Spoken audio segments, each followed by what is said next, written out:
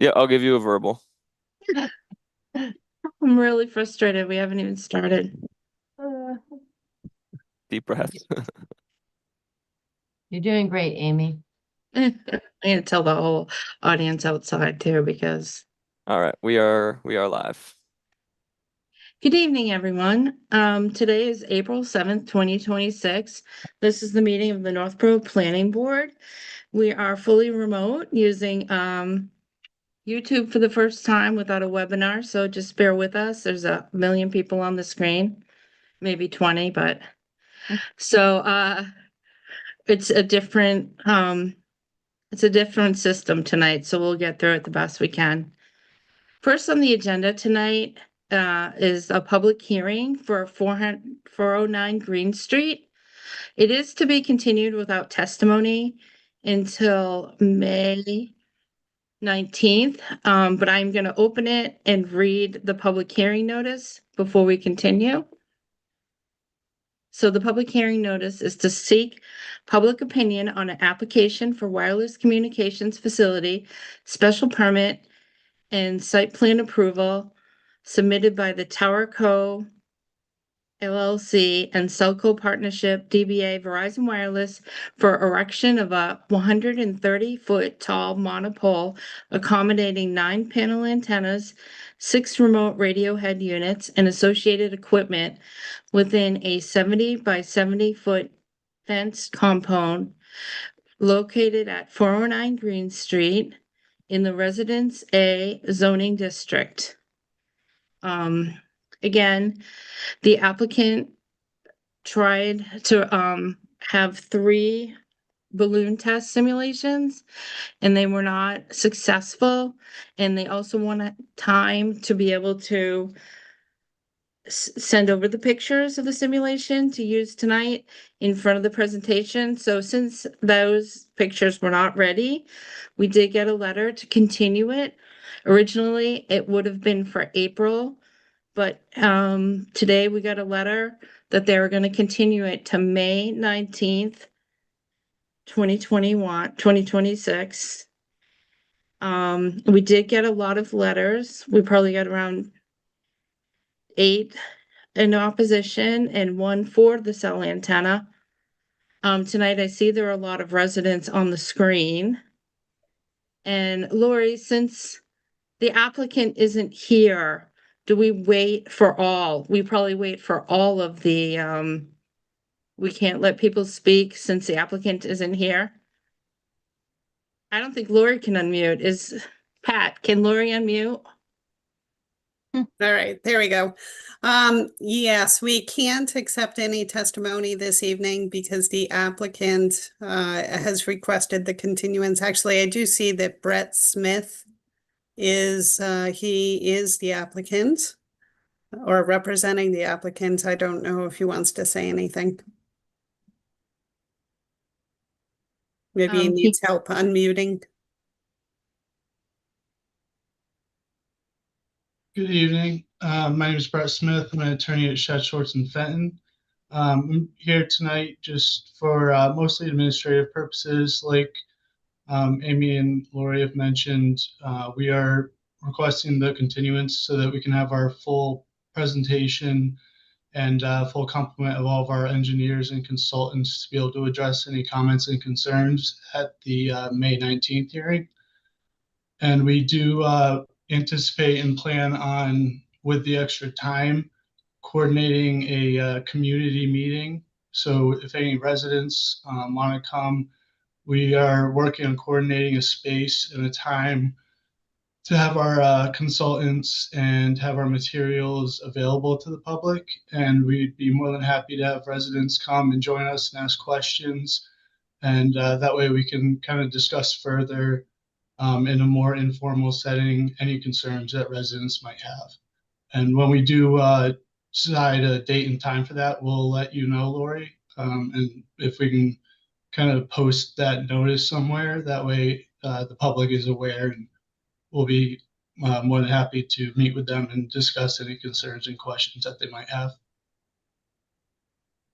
Okay, thank you. And May 19th works for you for the next meeting after you meet with the public? Yes, correct. Okay.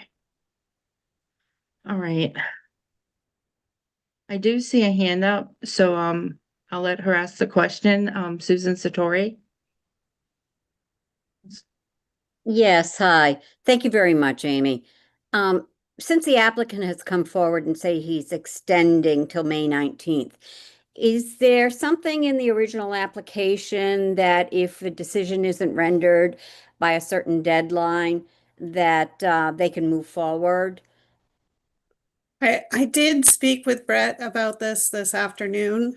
By federal law, the planning board has 150 days to render a decision. So I did mention to Brett that because of all these delays, Isn't rendered by a We're certain missing- deadline, we're missing a- they can move forward. so they would just have to I did grant speak us with a Brett about this a connection. afternoon. By federal law, the planning board has 150 days Susan, to can you render just a mute? I decision. think we're getting feedback. Yeah. Sure. I would I be think happy it to. might be yours. Thanks. Okay, yeah, so Brett did say that, so the deadline would be August 2nd. So it seems like we would have plenty of time, but I did speak with Brett and mentioned that if we don't have enough time, then the expectation would be that they would give us an extension. My next question is there going to be a balloon test, but instead a crane? Brett, would you be able to answer that? Yeah, so we are, I know the balloon tests have been rather difficult with all the New England weather recently. We are in discussions with our client and our consultants about the possibility of that crane test, but we haven't come to a definitive answer on that yet. But it is a possibility that we're discussing. May I ask, do you have a deadline for when you would be able to tell the neighbors what your decision is going to be? We don't have a deadline set right now, but I do know we are having frequent update calls on this, and that's one of the more pressing matters right now so that we can get that sorted out. But we can definitely, as soon as we get that decision made, we'll be sure to let Lori know and let the public know. Thank you very much. I appreciate it, and I appreciate the planning board for coordinating this. Thank you. Okay. All right, Laura, is there anything else? I see Michael Lawton from Isotope is here tonight, but I don't think there's no testimony tonight, so I don't think there's anything he probably needs to add. Yeah, that's correct. I had sent here, let me undo my video. I had sent the some questions and hopefully the applicant has received them and is going to be prepared to answer them on May 19th. Yes, I forwarded those upon receipt, and we did briefly discuss them today. So it's my understanding that on May 19th, if not beforehand, they'll be prepared with answers. Sounds good. I had nothing else. Yeah. Mr. Lyon, we are working on preparing those responses, and we'll get you responses in writing before the May 19th hearing, and we'll get those comments and questions addressed. Sounds good. Thanks, Brett. No problem. Okay. Do board members have any questions? I'm just gonna make a motion to continue. We really can't ask any technical questions, but Carter? Yeah, I just wanted to let everybody know that because a family member has been employed by one of the applicants, I will not be voting or participating in the discussions. Oh, okay. Thank you. Okay, Lori, you'll make a note of that? Yes. Okay. All right. So do I hear a motion to continue the hearing for the application for the Verizon Wireless 130-foot tall monopole on 409 Green Street for May 19th, 2026 at 6 p.m. So moved. Second. Okay, roll call vote. Bill Pierce, Aye. Millie Milton. Aye. Anthony Zaitin. Aye. I don't know. Carter, you can probably move to continue, right? Abstain. Yeah. Okay, so we're moving to May 19th. I'll see everybody then. Thank you so much. Thank you for your time tonight. Thank you. I'm just gonna wait a minute for anybody who is on for the antenna to log off if they want to, or they can stay. They're welcome to stay for our meeting. Next on the agenda is the zoning bylaws, but I was gonna bump it to talk about the fire station because they're here tonight. Let's see. You find it. There was a review of a retaining wall design for 65 Main Street. So I've decided to move that up and we'll talk about the zoning bylaws after. Just to give a little background, according to the decision, prior to construction of the retaining wall, the applicant shall submit the spec sheet showing the selected wall face and color for planning board review and approval. So today we have some HKT representatives. I see Amy Dunlap representing. And she had sent us an email with some pictures of the wall and the colors. But according to the HKT email, Amy, you had mentioned that the fire station building committee decided not to specify any stains or colors to avoid added costs. And so I'm trying to figure out what the planning board actually can do today, because it sounds like the fire station building committee made the decision that there were going to be no costs to add color. And then we also got an email from Lori that stated the wall is going to start on Monday. So it's not like we could even say we don't like the color or the stone because they're starting on Monday. So that would delay delay the build. So I'm wondering if Lori, if you can speak to that, or Amy can speak to that. Has the fire station building committee seen the design of the wall and have they seen the blocks? We did present the blocks to the Fire Station Building Committee previously. I do have a little PowerPoint presentation, which I'm happy to share if that's okay with you, that would walk through where we are and the product that's being proposed for this. And maybe it would refresh some memories about what we presented previously to the design review and to the planning board and how we got to this product. Would it be okay if I share my screen? Sure. Okay.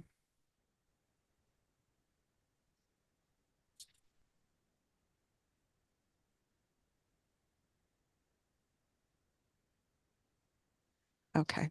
See my PowerPoint? Okay. Yes. Great. Okay.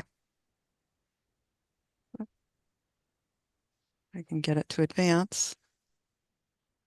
There we go. Okay. So, I mean, as you said, we were asked as part of the planning board site plan approval to provide the planning board with a spec sheet with the selected retaining wall face texture and color, which we'll review with you tonight. The design and construction teams for the fire station project have been working together for several months now to ensure the wall system that was submitted will meet the project design requirements and conform to the contract documents. That submittal process was just wrapped up a couple of weeks ago after the final pieces of information were received from the contractor and reviewed by the design team. At this stage, we have a wall design that's been reviewed and approved by the project engineers, and it conforms with the contract documents. What you received before the meeting was the package. This is the front page of the package for the Magnum Stone retaining wall system. And through the wall submittal process, there was a minor modification that was made to the south wall that we just wanted to fill you in on as a courtesy. On the south wall, there was a 90-degree turn that we had shown on the design documents. Let me get my pointer here. Right here, there was a 90-degree turn, and then a sort of curved transition at the southwest corner here. That's going to be adjusted a little bit. There's going to be an angled transition at the back of the wall here, and then a right angle at the corner right here. These were just minor adjustments that were required by this specific manufacturer's wall designer and engineer based on their product that they submitted and the details for transitions. This is how transitions work with their system. So this is what I wanted to go over with you and talk a little bit about the process here and just remember where we were during the permitting process and how we got here. We talked a lot during the design and permitting process about the requirements for the Massachusetts public bid laws and the fact that we couldn't guarantee a specific product or a manufacturer would be used on this project. Just as a reminder for everyone, Massachusetts general law requires that for publicly bid projects, we have to specify at least 3 manufacturers or products and then or approved equal. And that basically allows a contractor to choose a manufacturer or product that's not in our specifications that meets all the requirements of the specifications and submit that for our review and approval for use in the project. And if it meets all of those requirements, it's something that we have to, by law, accept. So in this case, the contractor did submit a manufacturer and product that was not listed in our specifications. They submitted the Magnum Stone retaining wall system, which there's an image right down here of it. The product, the manufacturer is Magnum Stone, and the product is known as Ledge Face. That's the texture for the product shown right here. As I said before, we've gone through a lot of engineering and submittal and coordination process between the design team, the construction team, the wall system manufacturer. And at this point, based on all the documentation that's been given to us, we believe this is an equal product to what we had specified in the project specifications. The Magnum Stone only comes in one texture, which is this ledge face texture that you see here, and it doesn't come in any color options. It's just not something that this manufacturer provides. During design, when we presented to the Fire Station Building Committee, the design review, and the planning board, we presented 3 different options by the basis of design manufacturer. There was a lot of talk about these options. We presented this cobblestone texture, limestone texture, and the ledge stone texture.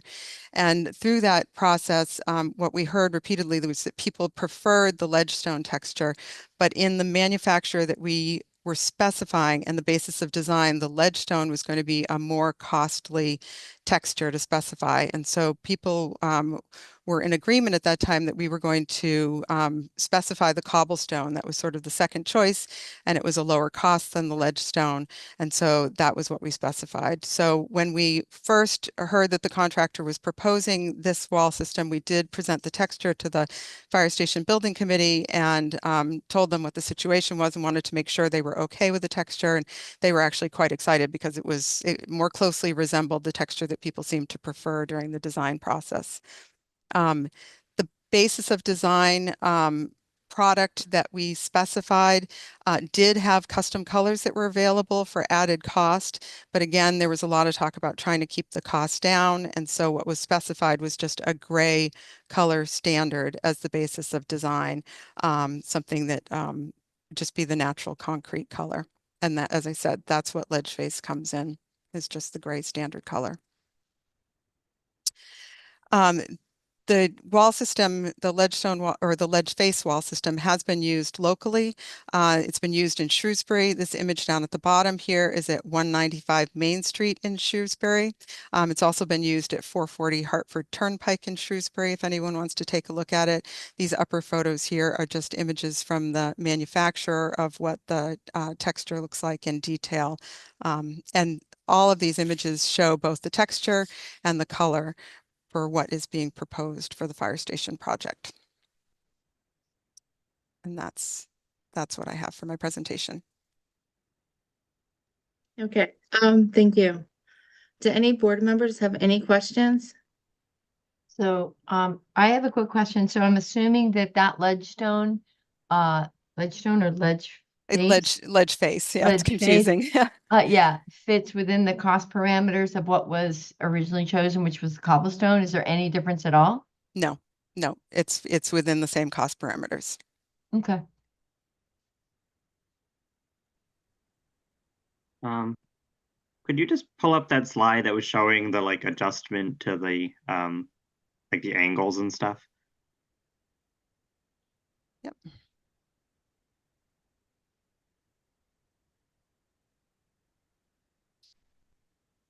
Sorry. Gotta turn off the pointer here to get it to actually work.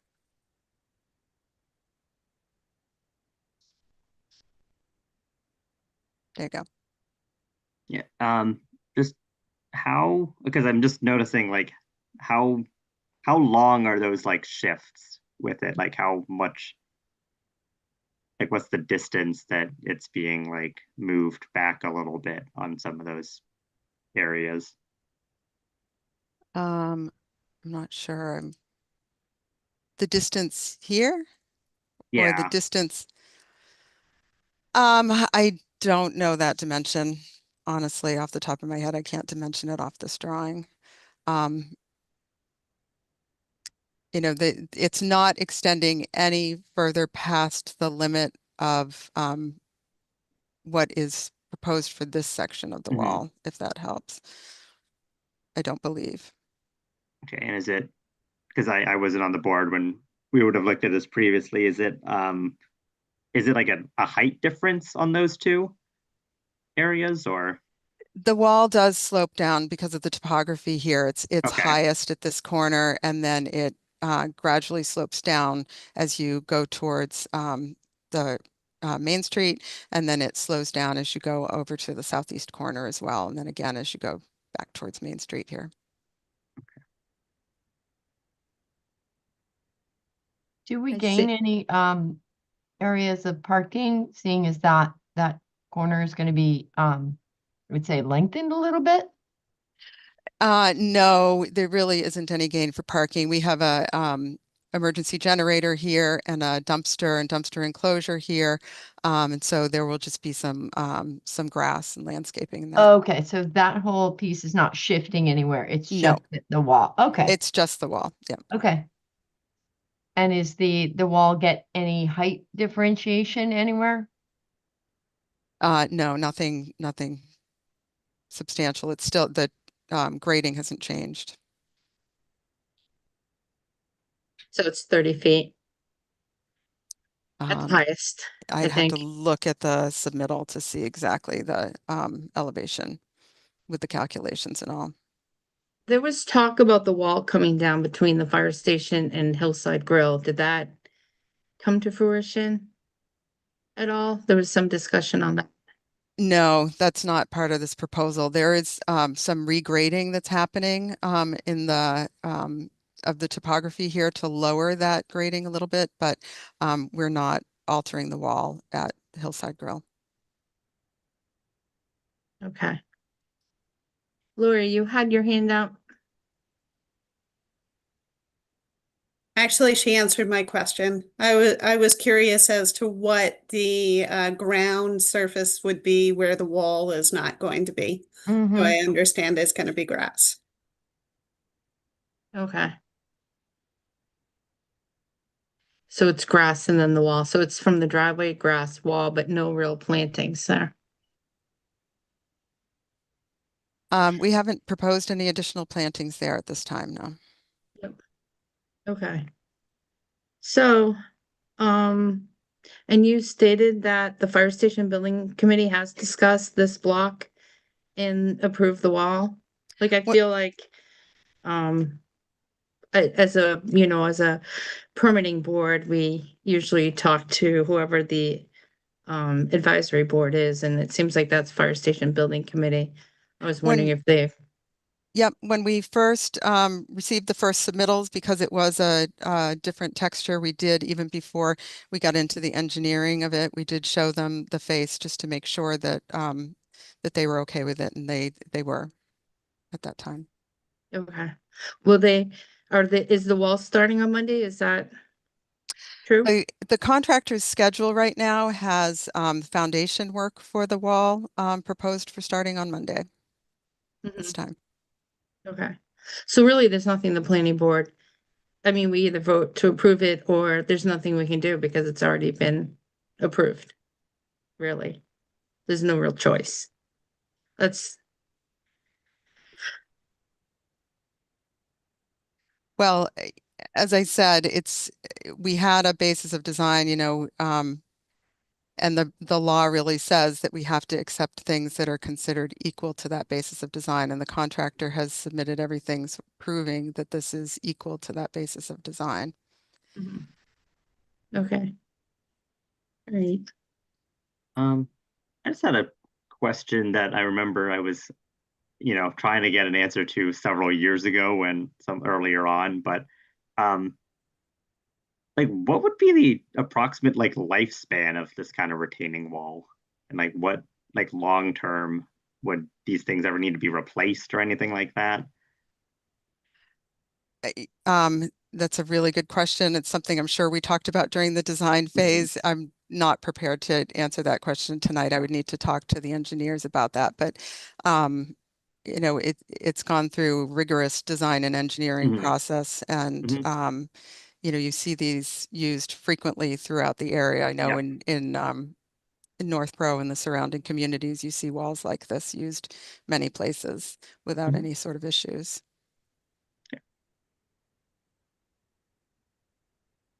Okay. Right. Let's see. I know personally I would have liked a tone that would match, less of an industrial look and more that matched the building in the landscaping, but I don't think we have a choice. So should we make a motion? Does somebody want to make a motion or do we even have to make a motion because All we're doing is reviewing it. We're not really approving anything. we have nothing to vote on or approve. Well, if you could make a motion, because then that will just wrap up that condition of approval, which does say that the planning board will review and approve. But we really can't approve it because if we hadn't comment, it wouldn't matter. So is it like what could the motion be like to acknowledge that the planning board has reviewed or Mm-hmm. I think that's a good one. Yep. Do you want to make it, Carter? Sure. I move that the planning board acknowledge that we have reviewed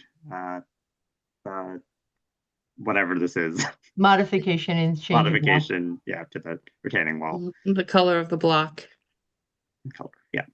Second. Okay. Roll call vote. Carter Brannon, Aye. Millie Milton, Aye. Bill Pierce, Aye. Anthony Zaitin, Aye. and I'm an aye. All right, good luck. Thank you. Okay. Let's see. Next on the agenda is a continuation of the public hearing of amendments to the Northborough Town Code, chapters 2 and 7. I might share, I was thinking tonight we could go through them one by one and decide who is going to take what article. And as we get through them, if anybody has any more comments on them, we can also discuss them. I don't know if that's okay.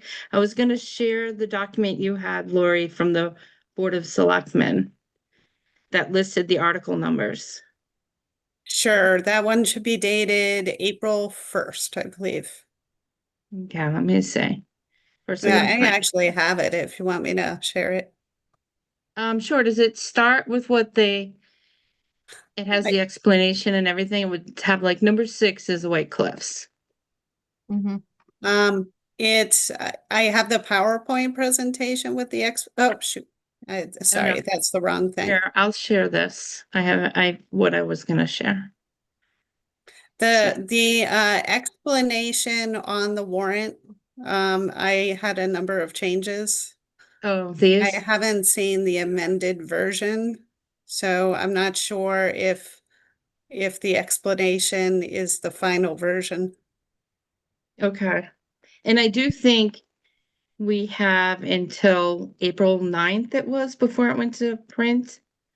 So any changes we make tonight, or if somebody picked a warrant article and wanted to change a couple words in the explanation, they could probably do that.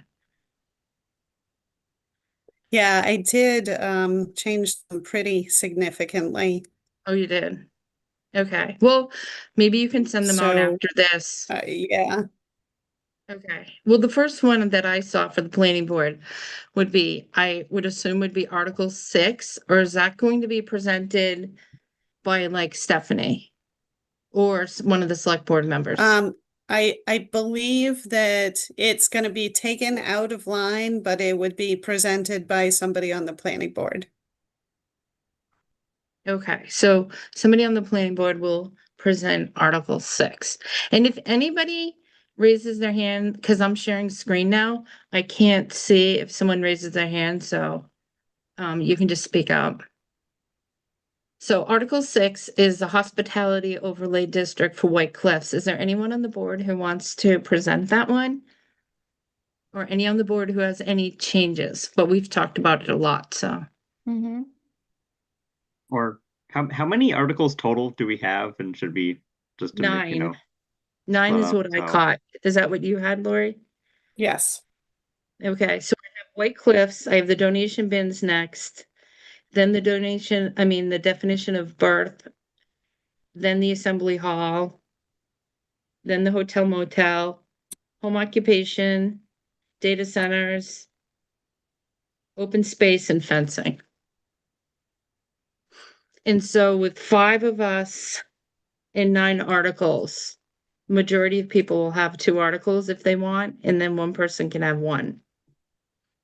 I can do this one in data centers. Does anybody want to fight Bill for them? I have no preference on any of these. Okay, so Bill will do White Cliffs and data center. When we get to data center, I did want to bring up a couple things. But we'll start with White Cliffs. The next one will be Article 46, which is the donation bins. And I can do it if nobody wants to do it, but I don't know if anybody else has thought about what they want to do. Because I could do any of them except for the fences, because I don't think I could explain it. We might need Susie for that one. Okay. Does anybody want donation bins, or do they want me to do it? I can take it, Okay. unless you specifically want it. Oh, no, I don't. I'll take whatever's left. So Millie will have donation centers.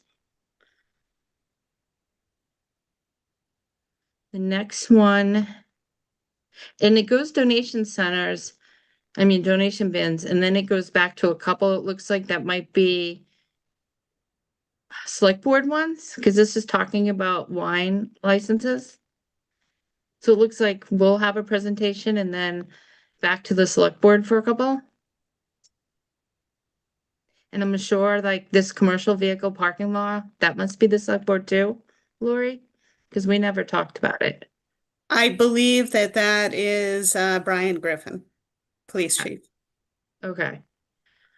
So a couple of them showed Lori, up that I, Amy, Yeah, can you go sure. back up to the end of 46 for a second? sure. Did it say, wait, right there, it says required vote majority? Shouldn't that be 2/3? That is a town article, not a zoning article. So it would be a majority. Okay, Yeah, Thank you. it's going in the general bylaw. got it. Okay, thank you. Okay, so the next one has to do with the birth and the mixed use parking change. And if nobody wants to do it, I'll do it either way. Which one's the mixed use parking change? Right here, they're together, so it's amend the section definition that has to do with berth, which is a loading dock. Yep, yep. And then it changes the definition of mixed use parking. And then it also covers the valet parking, Okay. the ADA parking. So in the PowerPoint presentation, I divided this up into different slides. So each aspect, each change, so the berth is one slide. Then the mixed use parking is another slide. And then the AAB parking is a third slide, just to make it easier to understand. And these started at design review, so I mean, I could present them unless someone else wants them. Doesn't matter to me. I'm happy to take them. Or if you want them, that's fine too. It's up to you, isn't it? Maybe I'll do it. I'll do it. Except for you'd have two in a row, so.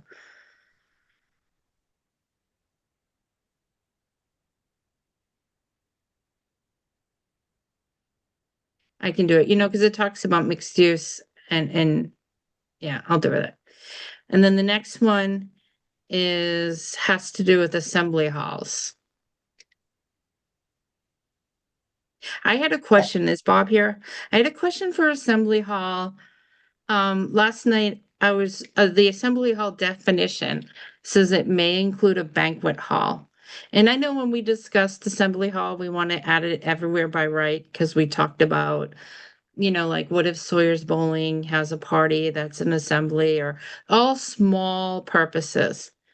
But what if it's a super big purpose? Like this is by right. So say in one of these districts, somebody wants to do a banquet hall by right. And is there no way to condition it? Because now it's by right. Like say it's near a neighborhood in Business West and, they're going to go after midnight and the parking is going to be. I'm just throwing it out there, but it may never happen. But Bob can't condition it either, right? So remember, chances are it'll go through site plan review unless it's in an existing building where nothing's going to be altered, in which case he would just issue a fit up permit for that.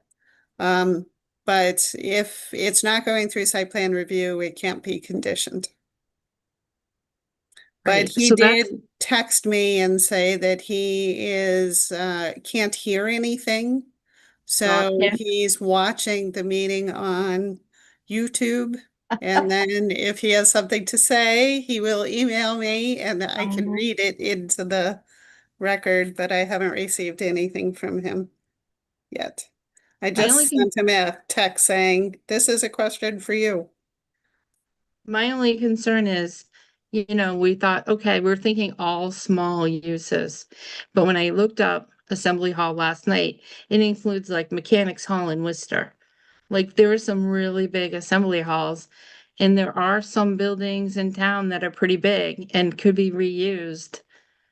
So it's a can of worms. Like I don't want to have a special permit for small use, but I feel like if it's a really large use, then we're opening up a can of worms by allowing it by right.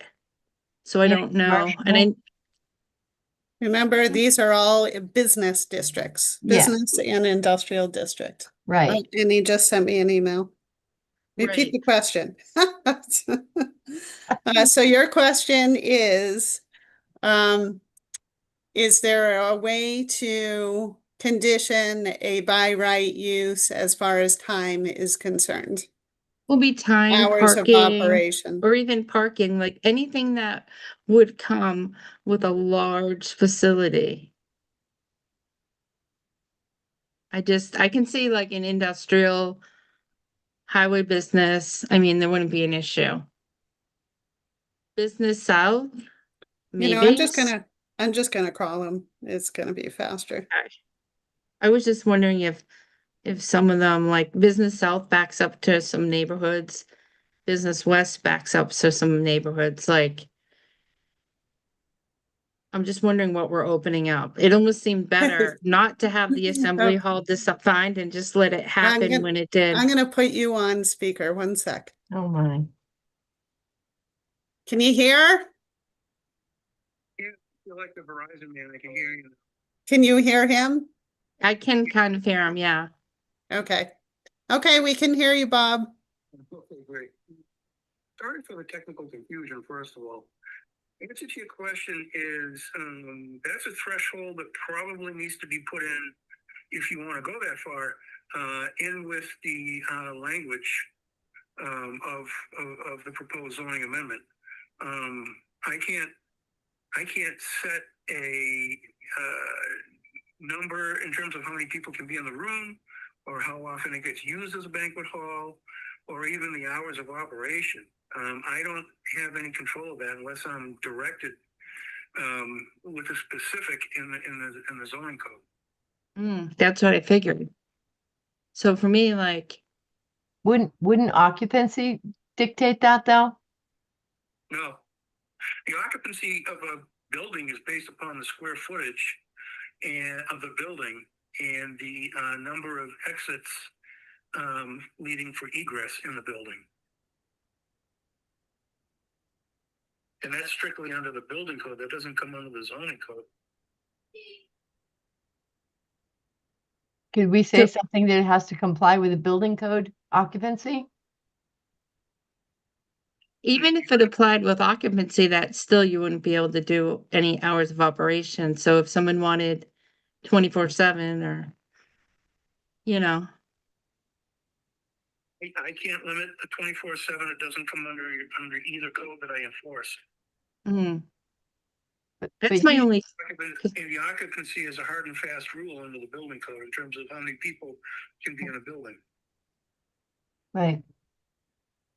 But Amy, are you saying maybe have hours of operation limiting it? no, I was just saying maybe if there are certain areas that are next to abutters, maybe we should have it by special permit versus by right. Or what I was saying is, if somewhere in the definition, like if they want an assembly hall that will have more than 50 people, then they need a special permit. But under 50 people, then it's by right. But like, I don't want to, it's a can of worms. I almost felt like when I thought about it last night, we probably should have left assembly hall off because there have been people who are doing it forever. And there was never question, so I don't want to limit them either and have them have to go for a special permit now. But I also don't want to advertise that it's by right. So then there's a big empty building and now all of a sudden it becomes a party hall. And there's no limit to hours or anything. Lori? I would imagine that when you're talking about an assembly hall, the specific attendance or occupancy is based on, what the event is. You may have a baby shower that has 25 people, or you could have another event that, like a bereavement that has 75 people. So it would really depend upon what the event is. So I don't know how we would police that up front.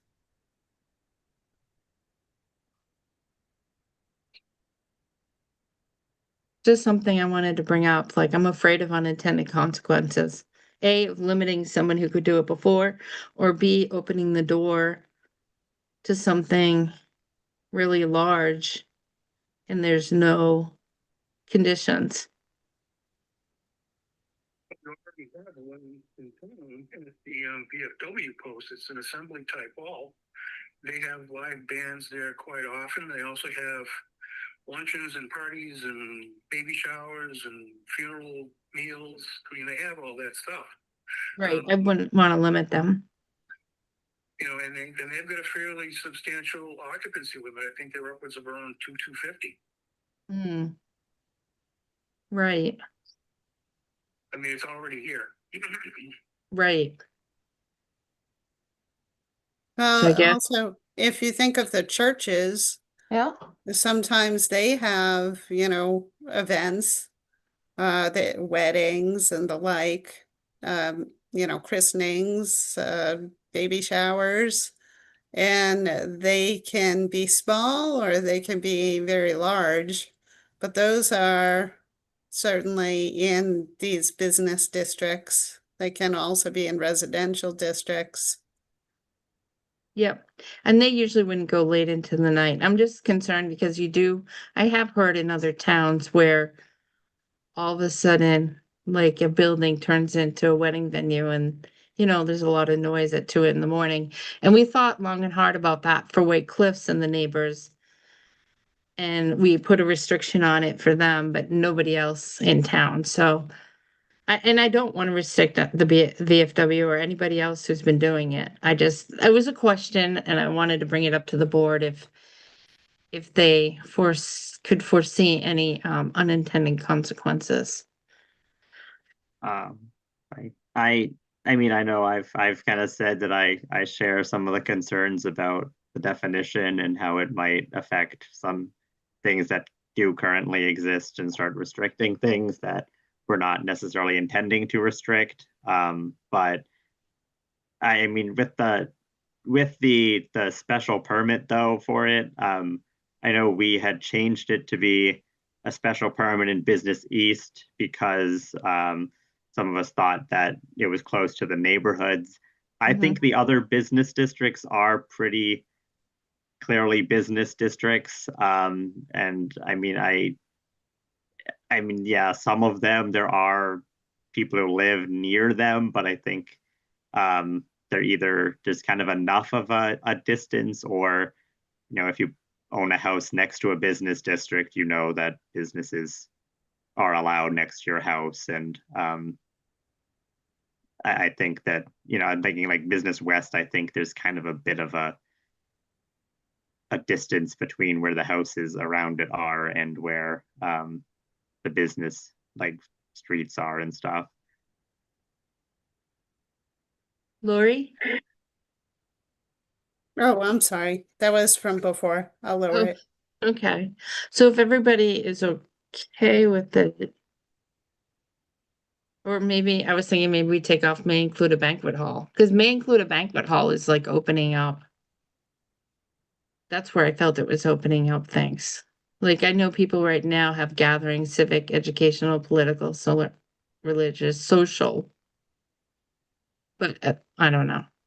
But if nobody else feels there's an issue, I wonder if the police would have a nuisance bylaw or they could enforce it if there were parties till 2 in the morning all the time, like if they would be able to say anything. Well, is it the banquet hall gives them the right to serve food and drink and the other ones don't? I don't know. We don't have a definition for banquet hall. I But didn't when I think see so. banquet hall, I think parties, Right. and weddings. So I guess that was my question is what does the banquet hall change as opposed to educational, political, ceremonial, things like that? Right. I guess in my mind, it makes it sound bigger, but maybe it doesn't change anything. Yeah, I'll say that, many of the, churches that I've been a part of have always had a banquet hall in them, Yep. right? Yep. And an area usually to prepare food Yep. as well. So, Okay. So if no one wants to make any changes, we'll leave it, but I might not present this one because I'm not sure how I feel about it. Mhm. Does anybody want to present the assembly hall? I'll take it. Okay. All right, so Millie's got her 2. The next one on there has to do with the hotel motel. I figured Carter, you'd probably take it, right? Yeah, but I have a few questions about it though. Sure. Well, first, I I mean, is it too late to still split these into two, or at least change the slide just to make it clear, like why these two are together? Yeah, You're I on don't mute, put these Lori. two together. So I did it as two separate slides. Mhm. And I clarified that the bank is a housekeeping issue. Mhm. I just So I put that in red and just said, I mean, pretty much all of the banks, except for one, I believe, has a drive-through window. So this is just clarifying the way it's been interpreted for the last 11 years or however many years. Well, 2009, 2010 was the new zoning book, so 16 years.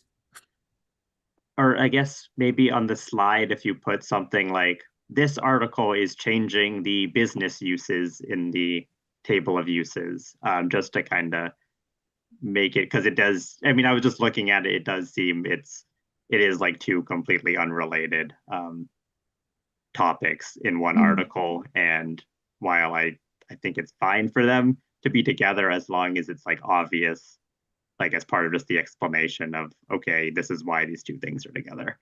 Yeah, I mean, essentially, I thought that they were just not controversial articles, so that's why they're together. Mhm. Okay. And since you're Um, taking it, Carter, if you have any changes, you can email them to Lori tomorrow. Okay. And also, we work on our own presentation slides, like Lori did them, so it's great. Yeah. So we can use her slides, but if you want to update it for how you want to say it, Okay. then you can update those too. The only thing is I need your changes to the slides by April 13th. Oh, So that- so we're Next short-staffed. Monday. That is do that. Monday. Yes. Yeah, so I emailed them to you on Friday. So if you could look them over, and if you have any changes to your slides, send them to me by, say, noon on Monday. And any changes to the explanation, though, would have to be by tomorrow if they're gonna print the warrant, right, on the 9th. Last I heard. I can, so I already submitted changes to the explanation. But I haven't received an updated version that includes those changes. So there were a number of explanations that were like not correct. They were misleading. So I can ask Angie to send me the updated explanations and I'll email those to you tomorrow. But yes, it goes to the printer on Friday, I understand. Okay. So anybody have any changes to their explanation? Definitely get them to Lori by Wednesday then, or tomorrow if you can. yeah, I can't guarantee I'll be able to do that. Hopefully you like yours. Yeah. But then the other question I had about that one, I did just notice a few days ago when I was looking at something. There is in the zoning regulations, it says, and this doesn't like seem right or that it should be this, but it says that hotels have a minimum lot area of 15 acres, which seems very large, and it's on what is it? The supplemental regulations 7630 or J, I think.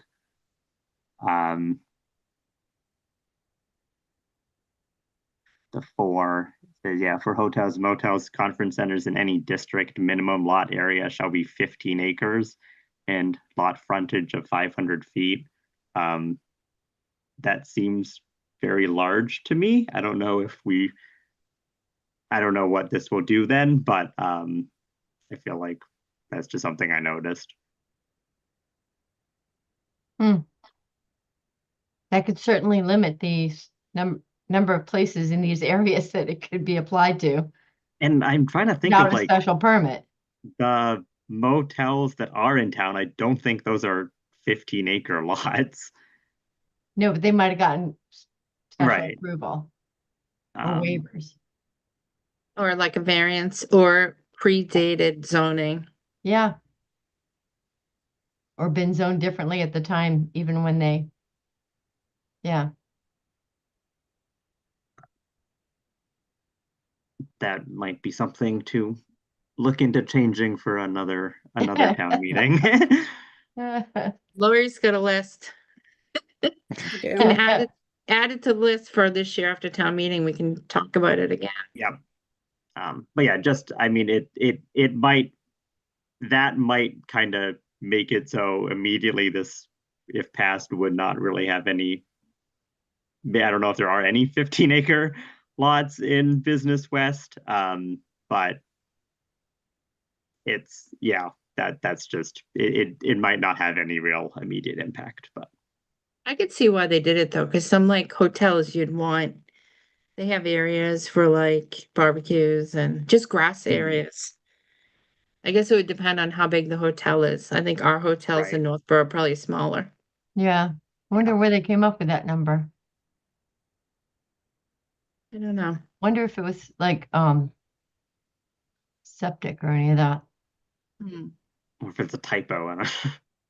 Yeah, it could have been just 5. Could have been a typo. Oh, Lord. Right. Okay. Any other comments on 51, Carter? I think that's fine. Okay. So on to 52. I figured you'd do that one too. Yeah, I'd like to do this one. Okay. That's what I could guess. All right. So any updates to this, or you can get back to Lori if you want to update the explanation or the slides. Okay. The next one is data center.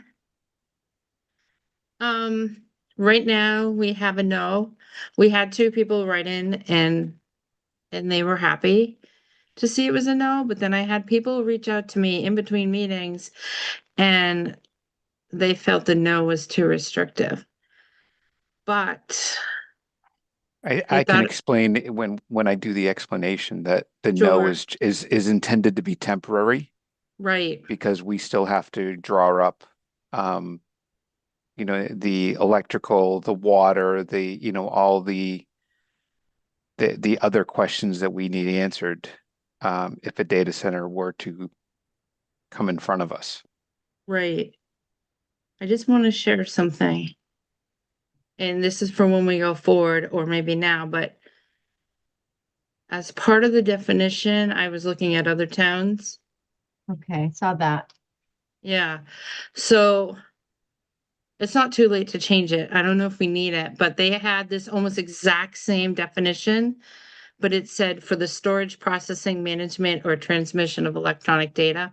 Like it wasn't just a building or group of buildings that house the equipment, but they added for storage, processing, management, transmission of electronic data. I don't know if that's needed or not needed.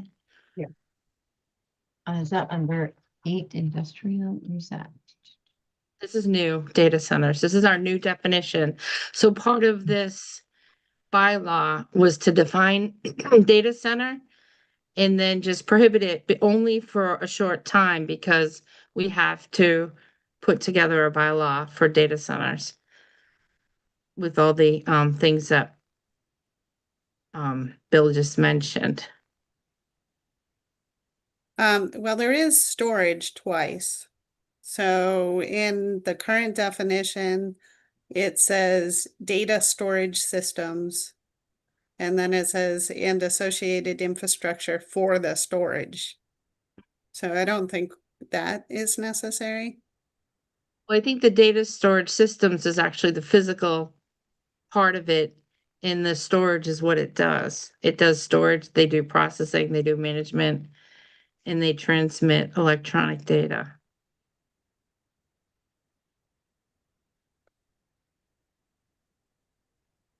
I mean, maybe what we can do is if keep the first 2 lines down to whose primary purpose is to house information technology equipment, take out all of that including, and then put for the storage, processing, management, or transmission of electronic data.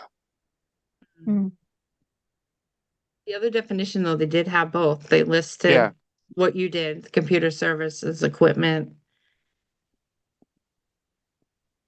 Do you think it sounds bad with all of it there? I think it It sounds sounds- a little too much with all of it. I Mhm. think doing one or the other.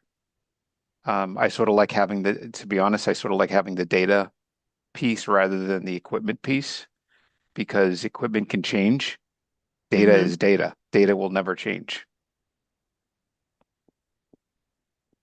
So where would you stop it So after? after including, so take out including all the way Mhm. down to for the storage, right? You would, I'm just crossing it out so everybody agrees.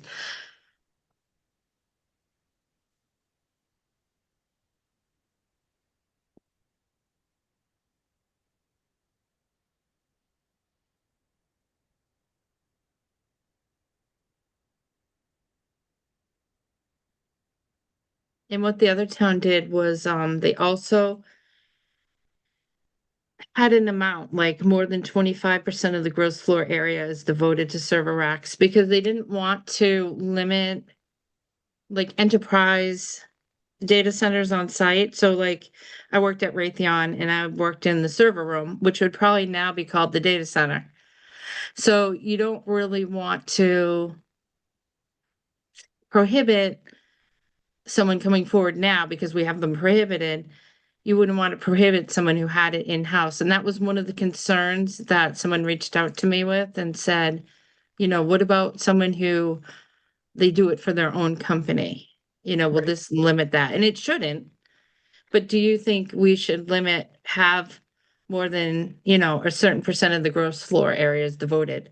I mean, 25, 50%, the No, because town. that's why we have that first line up there, whose primary purpose is to house information technology equipment for the Mhm. storage processing management. So that's their primary purpose, I right? It's agree. not a server room, right? That's not the Yep. primary purpose then.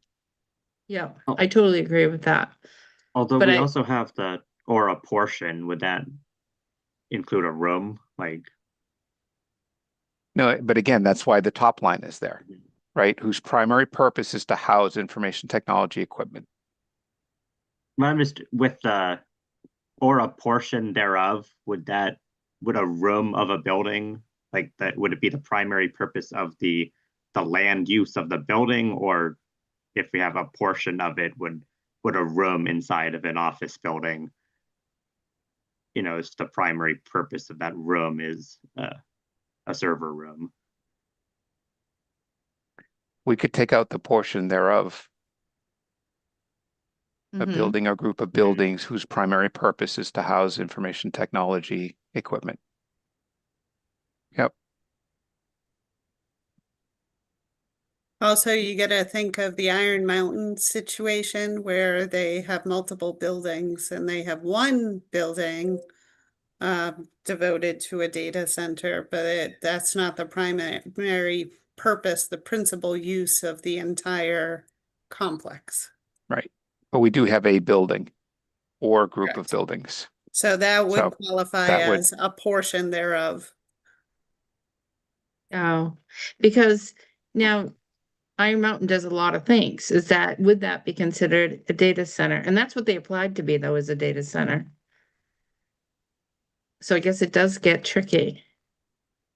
Because someone could come in and say, well, that's not my primary purpose. You could also have a larger, like, you know, you could have the Northborough Crossing, and within Northborough Crossing, you have one storefront that's a data center. You know So, what this, oh, sorry, go ahead. what this other town did to make it clear is they really did it by, when they went into their use table, it was by how many megawatts. And I think Bill had mentioned that before. That's how you decide. Like if it wasn't a storefront, but it was only 0.05 megawatts, it's not a big deal, but if it's 20 megawatts. Right. And I was gonna run that by Bill tonight. I knew it's probably too late, but maybe not. But when we do the use table. Maybe No, I we do. think that's for the discussion later. Yeah. Right? Yeah. That's for the breakout later where we can really have a discussion of how many megawatts and, start getting into that, because that's going to get into the weeds very quickly. Right. Right. And so, that's where, that's why we're putting a no now, so that we can Right. have that discussion and be able to come up with what is a micro, what is a co-location, right? And so on. Yeah. An enterprise. Yep. But that's Yeah. definitely how you want to do it. You want to do it by the megawatt usage, Right. Because because, it can be small with a lot of megawatts. right, equipment's shrinking all the time.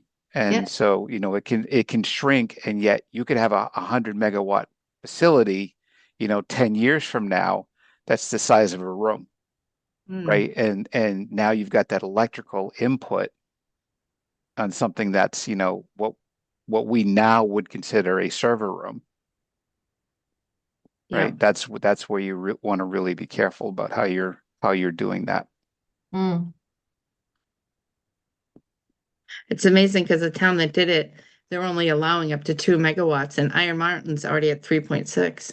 Right. So for their town, it would already be considered a medium. Okay. So for now, we're just gonna keep this definition. And then we can add other stuff later, which still might change the definition because they had like the definition like we do. And then underneath the definition, they had the smaller types. And then they did that in the use table. So we'll do. And even if we update this definition a little right now, if we decide in our 6 months to a year, the only concern I have right now though is last time we talked, I asked about the data processing. And it was agreed that the data processing was not a data center. But then when I looked at Iron Mountain, they actually did apply to be a data center under this data records and processing. And they are a data center. And right now it's by right. Well, keep in mind, they have one building that's a data center. They have another building that's data and records processing. Right. And actually, the larger building is the data and records processing. Well, my main thing is right now, we're going to say no until we get this bylaw tweaked. But what about anybody who wants a data center right now? Can they come in under data and records processing and we'll have no say, no nothing? Without but that's the whole point of putting the definition in there, is so that they can't do that, right? They can't come in and say that because they actually fall under a data center and not So then, under data and records processing. does Bob agree with that? Is Bob still listening? Bob? I think I lost him. I'll call him again. Okay, I just want to make sure. Mm-hmm. Because sometimes we say things and then Bob may not agree. And he is the one Hey. that needs. We're talking about, have you been listening? Okay, I'm gonna put you on speakerphone.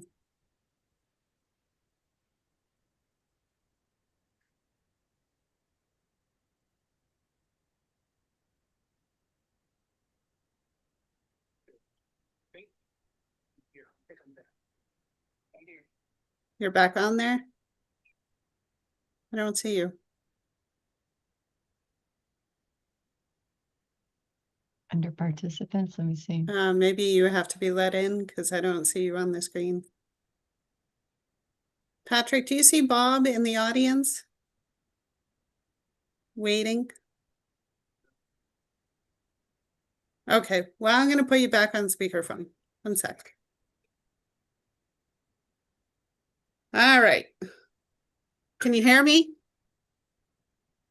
So Amy's question is that if they adopt this definition for data center and somebody, and say that it's not allowed, and somebody comes in that's a data center, but they're claiming to be data and records processing, are you gonna let them in? You need to split that up. One of the questions that I've been asking since the beginning of this discussion is you're creating a definition for a data storage center or whatever it is. But there's also currently a definition that's similar on the books. you have to rewrite that one too. What you're doing is you're separating out one use from a multi-use, and you can't redefine one, which is the new technology, without redefining records retention center, that sort of thing. Okay, going back to Iron Mountain, it's paper and physical property storage that's in the back. In the front, it's electronic storage. That was done on a by right basis. Okay, and I understand what you want to do by redefining it to get a little bit more control over it. But if somebody came to me today, I have no choice but to say, okay. Okay. Now keep in mind that Iron Mountain had special permits not for the use, but for groundwater use. They had some variances in parking and things like that. Also, if you read the Iron Mountain decision, it also allows for 2 more buildings on that property with that same use. Okay, But you got to go back and rewrite the definition that we currently have for data processing center and record storage. mm-hmm. But I was wondering, and I'm asking the board, but so Lori, when we advertised this, we talked about data centers. And if data processing and record storage is now considered a data center, I would think we could include it here and put special permit. At least that would save us until we change the definition. It'll protect us. And you could ask town council, but our whole bylaw here was to talk about data centers. And now if Bob says that data processing and record storage would let in a data center, and we're in the middle of the public hearing, I would think we could change this to special permit. We can just add a new line to the table, just like how we're changing, the definition. Because it's not too late. We haven't closed the public hearing again. So I was wondering if I could ask the board, we're going to put data center with a no. And should we change data processing and record center to special permit? All falling under the data center bylaw, part of the same table. I think we can do it.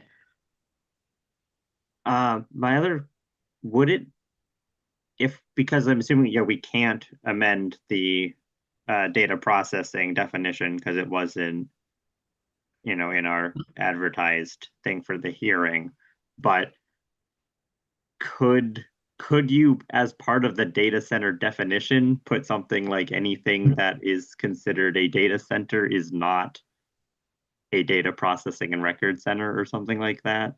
Anything that falls under this definition, only can be approved under this use or something like that? So the definition is an establishment providing business services such as, but not limited to, payroll processing, financial transactions processing, document preparation, management and operation of computer facilities or internet service providers. What you're suggesting is add the phrase "not a data center." Well, I'm assuming we can't do that because we weren't advertising changing that definition for this hearing. Is that correct? Or I can we almost do think that? we could, because it's under data center and we have a definition here. So I think you could have the data processing and record storage. And Maybe we. Huh? Oh, sorry. Go ahead. Oh, I was thinking you could cross out operations of computer facilities and then add, this is not a data center. Yeah, maybe almost what you could put is at the end of the data processing one, that does not fall under data center because data center is new. Right. So all you're doing is putting. You're separating that out. Right. Mm-hmm. So you're talking about the definition, like he was saying, and just write not a data center? Or you're talking about, Under what Lori just read, yep, right, at the end, put that does not fall under a data center definition. yeah, or just not a data center. This does not include a data center. Or this is how the other thing said. You can write how they did it, like a data processing and record storage shall not be considered a data center. But under that definition. Right. And or would it be in our data center definition, could it be any building or instead of a building? Would that also like? I'm going to type up the definition. I have it right here in front of me. So Mhm. it's industrial uses. I'm going to turn on the red just so we can all see it. It's industrial services. And it's number 3. I did do this on a different sheet, but it's faster to type than find that sheet. Not if you're me. But well, my question for Lori though is, are we able to change the data processing and record storage definition, even though that wasn't what we had put for the hearing? What I would suggest, if you're gonna do it, it would be part of the same article. And if it's just clarifying that data processing center is not a data center, then I think we could make the argument that they're related. It's just Okay. clarifying. Sure. That sounds good.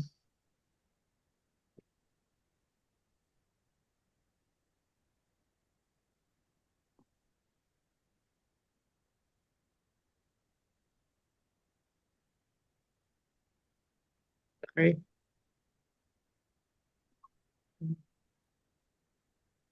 So we're gonna add 3, and what is exactly the verbiage that you want?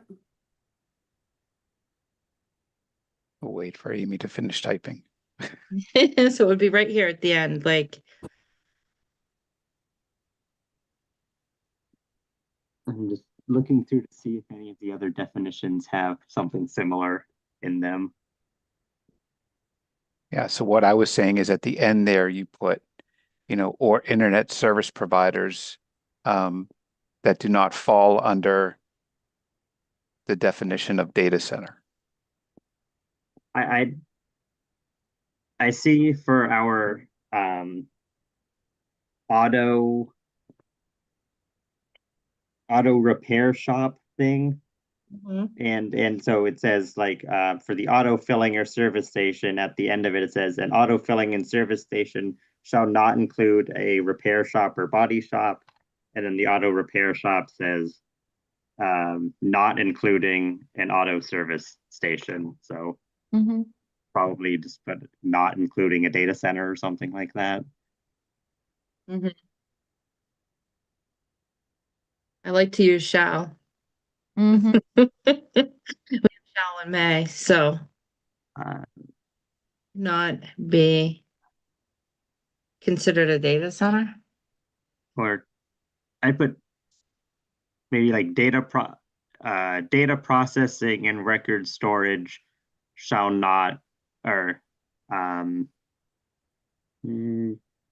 Shall not be considered shall a data not center. include a data center or something like that.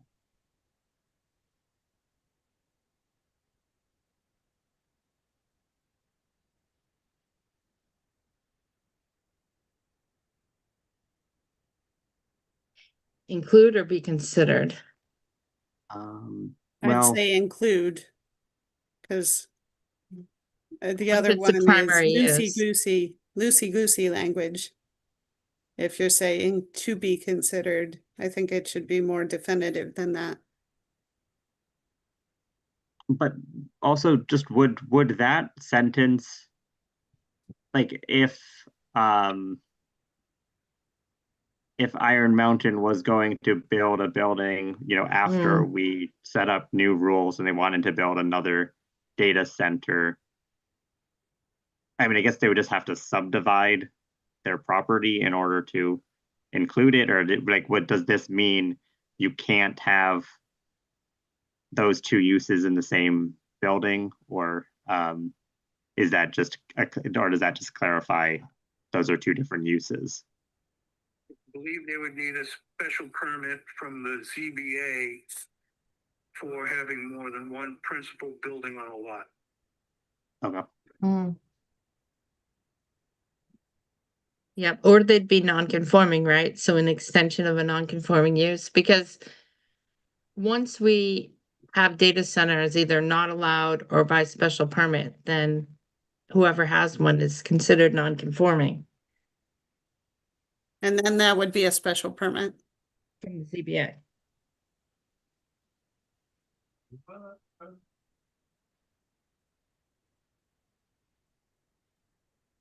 And I think if they went for a special permit from the ZBA and it says data processing, if they applied originally under data processing, then they might get the special permit, but they also might have to follow some of the new, as long as they're not using 1 million gallons a day of water. Which is what you wouldn't want from any of them. But so far, Iron Mountain recycles their water, so I don't think they'd change the process anyways. I think this is just probably for new people coming in. If they're by right, we want to make sure that they're not using 1 million gallons a day. I think that's what Bob said someone in Grafton wanted to do. Somebody came to us in Grafton and wanted 1 million gallons a day. The whole town only takes 800,000. Right. You know, So we would have to install a new well and a treatment plant just for that one use. And we said, we can't give you the water. I mean, I'm sure there are other technologies out there, geothermal, which I don't think is viable. And, maybe some sort of like antifreeze or coolant type, something that can be used over and over again in some sort of a sealed system. But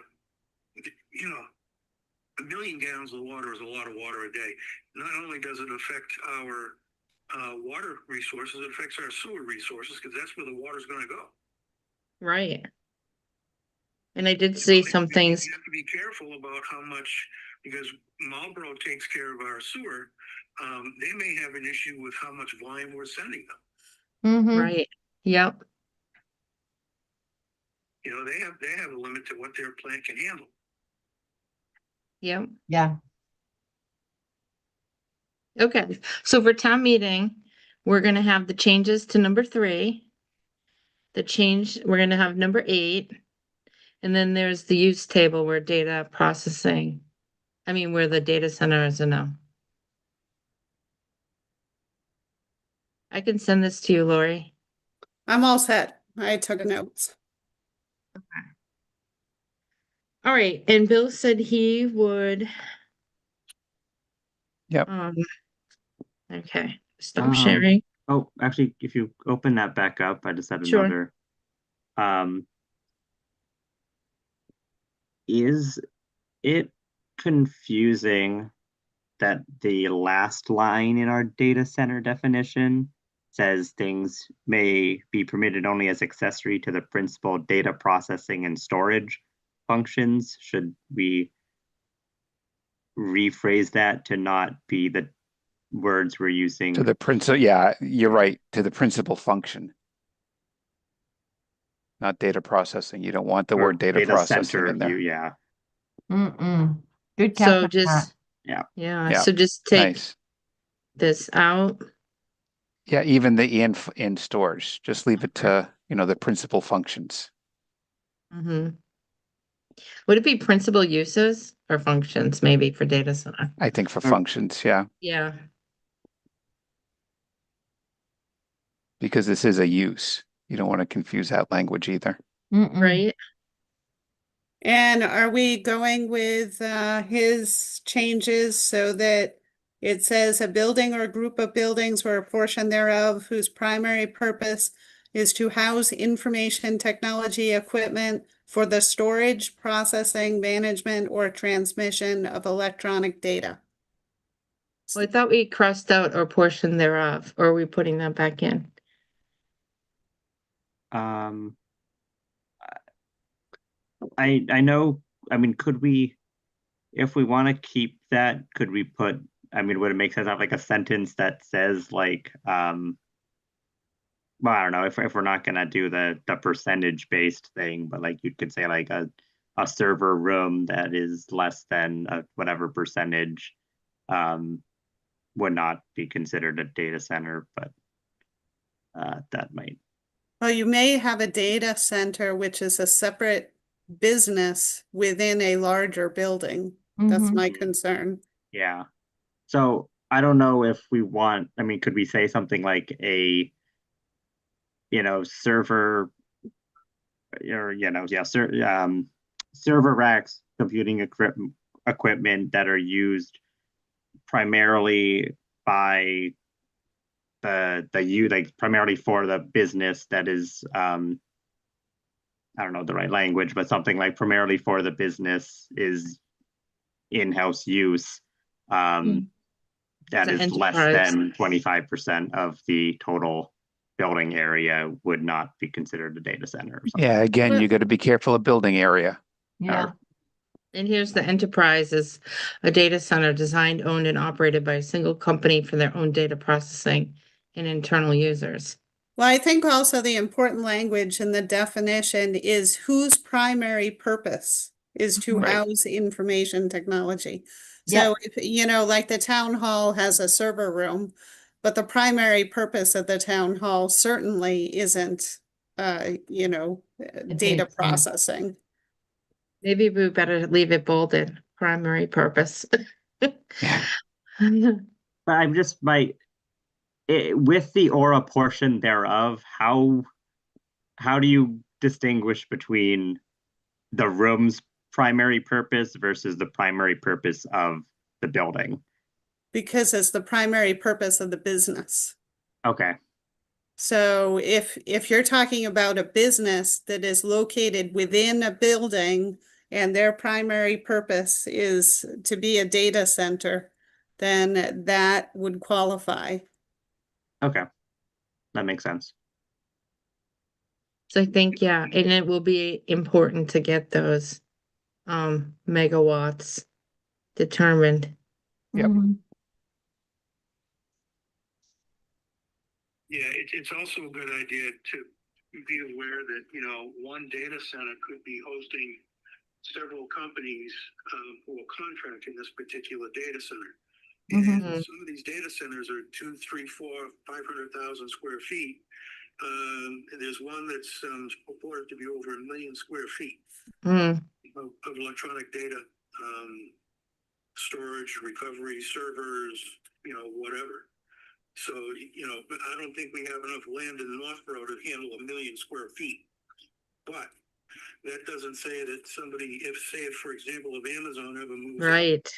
at 330,000 square feet, that doesn't say somebody might want to come in and retrofit that building for electronic data center. And I think it's 330 times 2. There were 2 buildings up there, Yeah, aren't there? 660,000 feet. So Yeah. we're getting close to 1 million. All right. So, but this is where it ends there'll be the little use table. We'll end it here for now. Okay. Is everybody else set with this? Mhm. Okay. And that'll be Bill. Good luck to Bill. Okay, let's see. Here I was.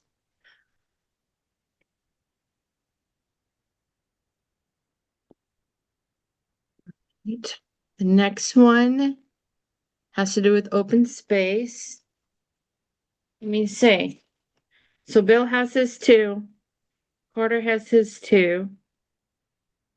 I don't want to do fences. So let's see. What we have left is open space and fences. I'll take them. You want both of them? Sure. Okay. I got off easy with one. Okay, it sounds good. I think we have everything we need for town meeting. Do you want to vote your recommendations tonight? We could. Because we're gonna be busy next meeting, right? Do you want to close the public hearing and then vote them, or?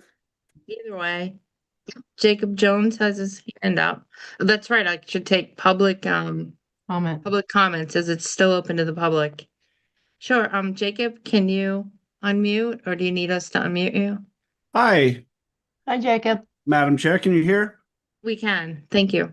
Super. Hey, I really appreciate you taking my comment. I'll make it really quickly, but I just didn't want to surprise anyone. I followed all of your meetings and discussions about the data center bylaw, and I understand the reasons for people being concerned about them. And Bill especially seems to be really on the ball on the concerns. I just happen to disagree that the solution is ban them until we figure them out. If anything, I would change it to a special permit until we figure them out. And even after we figure them out, it'll probably be a special permit. So I just didn't want that to come as a surprise to anyone, that I understand the concerns, but I don't think it's a good symbol to, like, hey, Northborough's open for business, to just tell a very important industry, whether you like them or not, that are an important industry in our day, you're not welcome here. I understand other New England states are doing it, other New England communities are doing it, but all that means is the ones who aren't doing it have an opportunity potentially. So I'd prefer to stay open for business, even if it's with the limitation of a special permit. Thanks. That's all I had. Appreciate it. Thank you. Any discussion on that, or or do you want to stick with what we have? I kind of tend to believe the same thing, that putting a special permit on it protects us, while also doesn't limit us from folks coming in, and if there was a good opportunity that we just aren't aware of at the moment. Yeah, I thought he made a really good point, but obviously our hesitation is we don't really want to be stuck making big decisions without having a good path to follow. Personally, for me, I'm not, either way, one way or the other. We still have some control. I think we could get more controls in place, and we still can, even with the special permit, right? If we want to, if it were, roll those dice. But, I always prefer to have, if we're going to do controls, then have the controls in place before we release it. But I'm fine either way. Could the town issue some kind of press release to kind of explain why we're banning them, I guess? Would that potentially, be clear that it's a temporary, or it's intended to be a temporary thing while we're in the process of drafting new regulations? The other question is this, it's certainly something that could be amended on the floor to go back and forth between, if we put it as a special permit and there's a lot of people who think they're gonna want it voted down, they could amend it, or vice versa. I think, either way, if somebody were going to amend it, they're going to amend it one way or the other, right? If we go special permit, Yes. There's going to be somebody else who's going to amend it to no, right? So you can't really try to guess that way. My point is that there's an opportunity for the town meeting to vote to decide which way they want to do without voting it down. Right. Okay. Yeah, that makes sense. I'm just wondering if we think it's gonna go that way at town meeting, do we add in, remember originally, we had, I think these were your original criteria. Right. And we were gonna add to them. But if we thought we should go forward with a special permit, maybe we should add the criteria back in, and then at least we have something.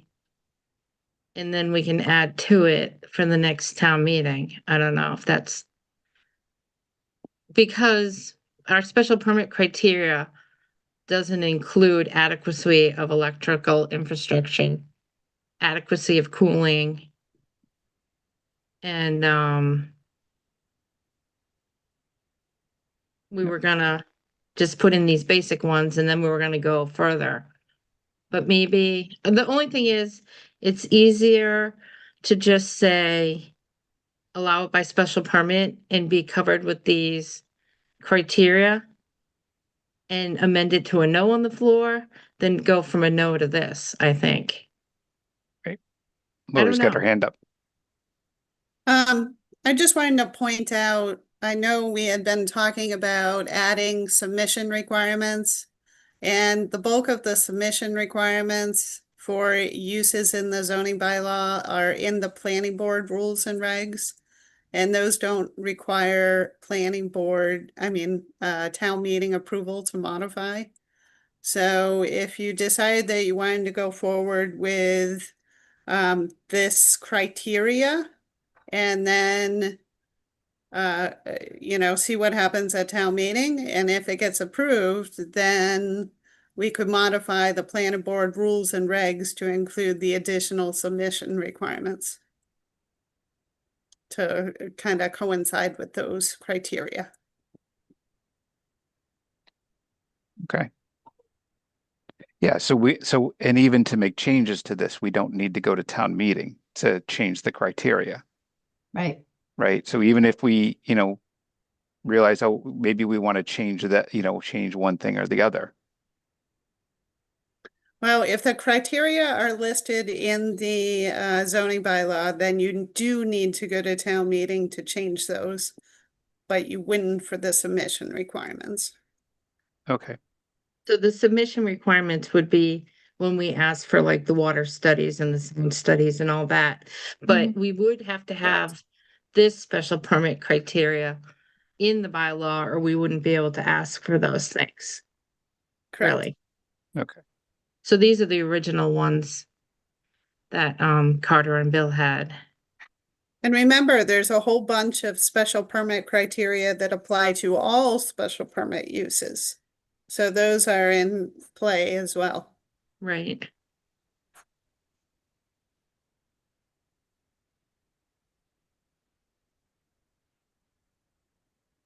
I don't know. So what do board members think? Do you want to go forward with it as special permit?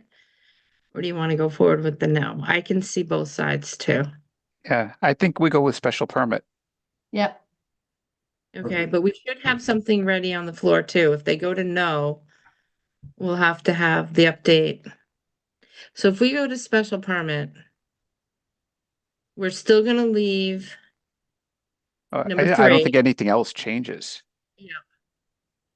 Just the table, use table. just the use table. Yes, the use table, because, and again, I think it's such an evolving issue that, there might be an opportunity, but at the same time, we want to have some control over it. If we do that special permit, we still may end up spending a lot of time without direct guidance, but we at least have some input and some say in it. So we'll go forward with the special permit with this criteria. Is that okay, Lori? Yep.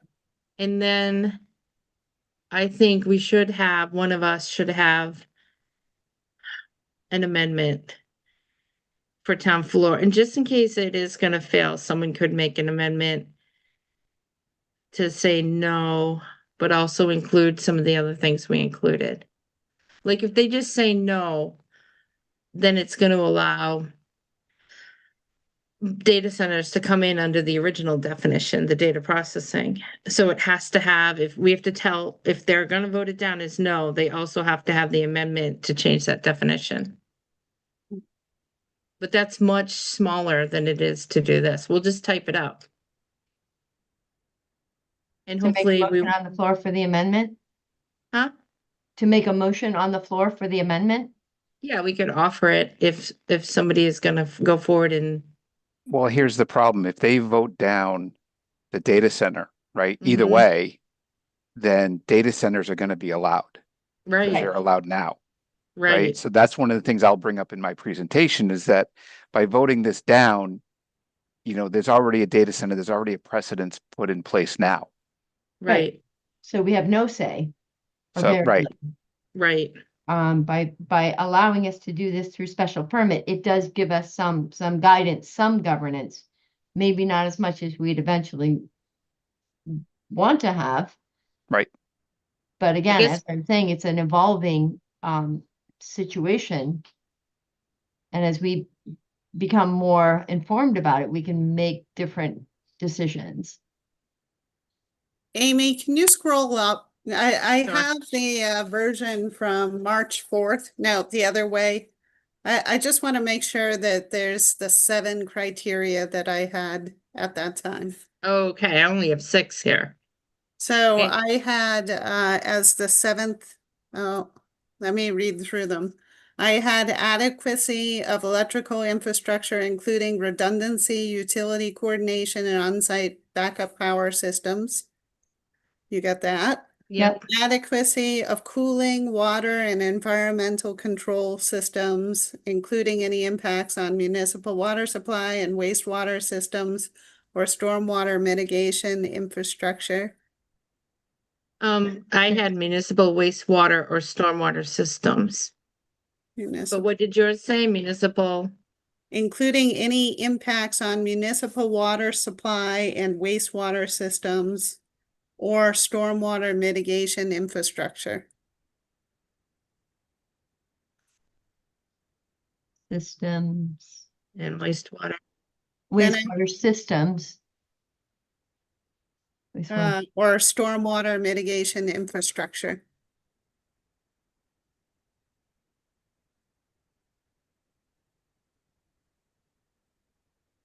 Mitigation. Infrastructure. Okay, so Then I had adequacy of security infrastructure, including lighting and perimeter protection. okay. You can keep that one in. That's what Bob wanted to add to the security. Do you want me to type it up or Lori can just add this? The Then security. I had noise, vibration, and air quality impacts from equipment, cooling systems, and backup generators. Mhm. So the sound study, we would put that in the planning board rules and regs. Okay, Then I have site access, traffic circulation, emergency access, and compatibility with surrounding uses. You got that? Then screening of mechanical equipment, backup generators, and utility yards from public ways and adjacent properties. You have that.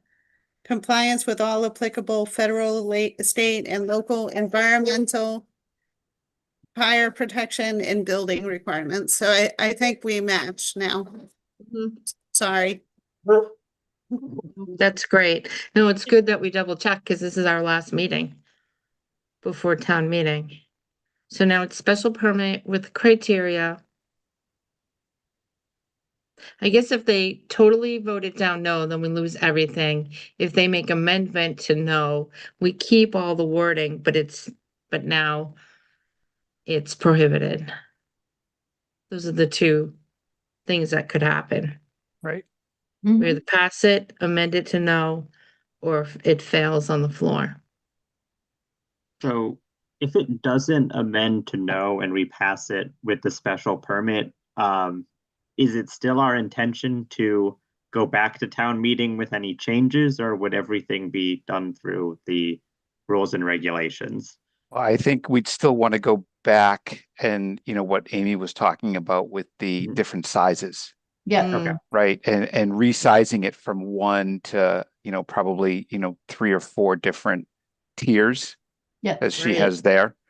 But that's going to require a lot more thinking on our part, I think. Yeah, So now if it was special permit and someone came forth with a hyperscale, we are a small town. We could deny it with a special permit. Because I wouldn't want a hyperscale to come in, 100 megawatts or whatever. I don't I wanna think make we sure we're support it. Huh? I don't think we could support it. Right. So I just want to make sure there is a system in place before we make these, we're gonna allow it by special permit. We're gonna ask for all the information, but I do want to be able to, like the towns that I'm seeing, the smaller towns are not allowing the hyperscale. Mm-hmm. Yeah, So I but was hoping, hyperscale, to be honest, with the current size of systems, hyperscale, you wouldn't be able to fit it in the town. yeah, right. Maybe in 10 years when things shrink a little bit more, Mhm. maybe, but you're Mhm. not going to get anywhere near, um, you know, maybe 40, 50 megawatt tops. And that would be, a building probably the size of Wegmans. Okay. As long as we could deny it, because I would not want something like that to slide in. Right. And that's where that, first item comes in that, for the electrical. Yeah. I see, Amy, just so you know, Mr. Jones has his hand up again. Sure. Jacob? Hi, and I'm 106 Green Street. Sorry I didn't say that before, Jacob Jones. I'm just talking as a resident, of course. I love the discussion. Just one thought I had on what you're talking about. If you went to the criteria, the 7 you were just talking about, Mhm. I like what Member Pierce just said, but I almost think would it make sense to, instead of, in addition to adequacy of electrical infrastructure, including redundancy, blah, blah, blah, blah, blah, kind of a separate consideration is just overall estimated electrical consumption. Like that's a consideration, right? I mean, that's one of the reasons a lot of jurisdictions are having trouble with it is they're using so much power, which is, according to some, driving up prices and doing other things. But if you just put it in there, something you could consider, then you could just literally be like, you're going to consume too much power. We don't want you. I'm not saying you should, but like that would be something you could do. So We how have- would you word and- that? But don't we have that in number 1, adequacy of electrical infrastructure? Well, no, they could Oh. say my electrical infrastructure is perfectly adequate for a 20 megawatt facility. And you're like, oh, it is, but I don't want a 20 megawatt facility. Does that make sense? So how can we change it so we could deny it? I would almost say either amend 8 or amend 1 or just add an 8, like an 8th consideration is estimated total electrical consumption, including consideration of, offsetting generation or anything like that. Because they may couple it with generation, in which case you may be like, okay, Mm-hmm. Yeah. I'm not You trying to may be want- overly complicated, but No, It no, makes sense to me. I like the idea. I think going back up to 1 though, I think what Yep. you could do is you could put something in there to the effect of, I just had the word on the top of my head and now I can't think of it, but not just adequacy, but relational use within the area. Right? Or electrical use within the area of the facility. How would you, you'd have to then know the electrical use of the area. Right. Well, residential is different than is much different than industrial, right? Or even a data center. If you think of it, residential generally, your power spikes in the morning and then goes down and then spikes up again in the afternoon when everyone comes home, right? And a data center is very static line, right? Straight across. Right, but how do you? I'm not sure how you'd know how to measure that. Lori, do you have a comment on that? Is the word you're looking for load? Electrical load? Well, and that's the other thing to keep in mind is that any company that's going to come in here and look to put in a data center probably has already talked to National Grid about, can we get 20 megawatts to the facility, right? Because they don't want to be running off of generators. They lose money when they run off of generators. So they want to make sure, that they have redundancies. There's something in the industry called the last mile, Yeah. which is basically, it's always the hardest to get your electrical and your networking that last mile to your facility, with the wires and everything else. So they're going to do that work ahead of time. But I think also we need to understand, if it's like an Iron Mountain that's literally next to residential areas right now, right? How is that going to affect those residential areas? And Yeah, I again, would- that's partly why we originally started with special permitting and then we just went to a flat across no because we don't know what Right. we're getting into Right. to give us the time. And I don't think that we should, I'm not sure spending the time right now to really delve into some of this is the best use of our time. Yeah. Right. So that's what, even this other town did it by tier 1, tier 2s because of, and I looked up Iron Mountain is 3.6 megawatts. That's the electricity of half the houses in our town. So it's like, if I thought we were gonna go forward with the bylaw, I mean, I'd want to cap it at like 5 megawatts. Would we want a facility in town that uses more electricity than all the houses in town? I don't know. I feel like it should be in relation to the town. Like if you have a really big town, I don't know. I feel like we're a small town. We need a small data center. Would we be able to, is there a way, could you put as our part of the criteria something like very broad that gives us kind of broad, discretion to deny something for something we didn't come up with? Is that something we could put in there?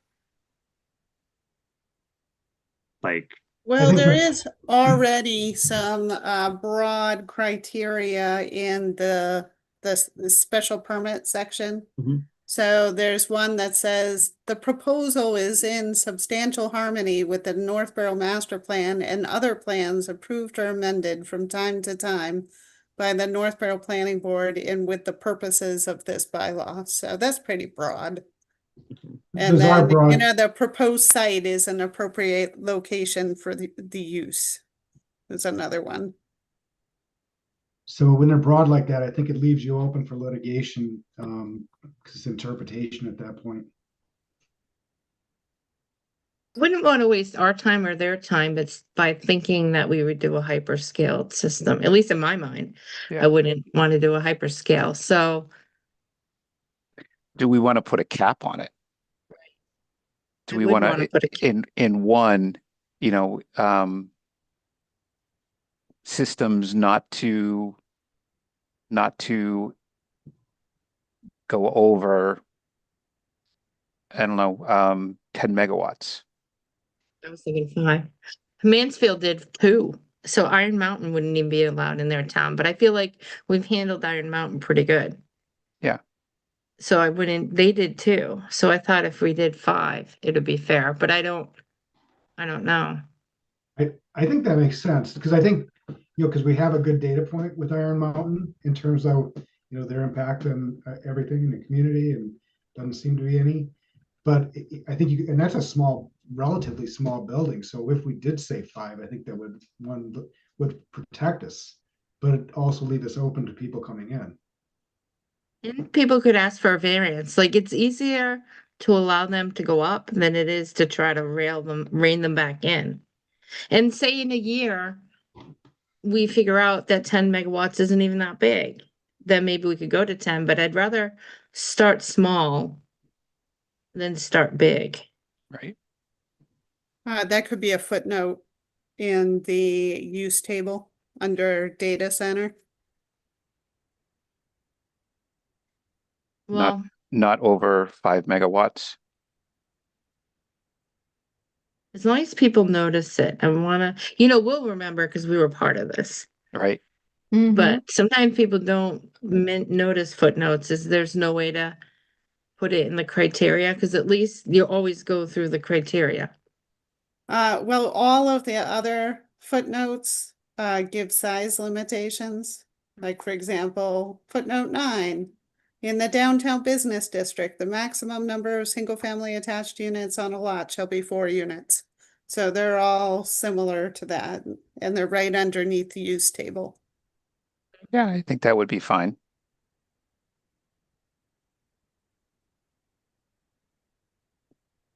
So is that what you want, is 5 megawatts? What does everyone else think? I mean, I think like Anthony said, right? It's, Iron Mountain isn't that big of a building, and they're at 3. I think 5 is a good place to start. I think, yep. I'd rather start small. And then, like you said, they can always request a variance. Yeah. And if a company comes in and they state their case, we've changed things before on bylaws, and they'd have to prove it. But in a couple years too, we'll be able to see how it rolls out. Yep. So the we want to take towns. out that relational electrical use as well, I think. Just put it back to the original when we'll use the footnote.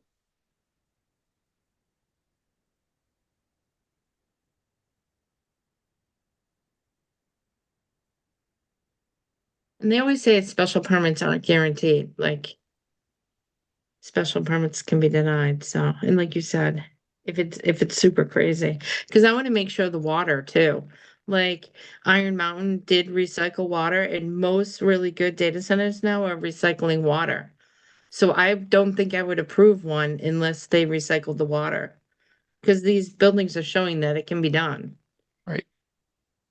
So is there something where we put that here, or would we put that in the planning board rules and regs? Well, no, I think when they come in front of us, we'd ask those questions, right? We don't have to approve it because we think that it's not the adequacy of the water or cooling is not adequate for the use in the town. Mm-hmm. Like Bob was saying about, 1 million gallons a day, that's not adequate for that town. So Right. denied. Right. Yeah.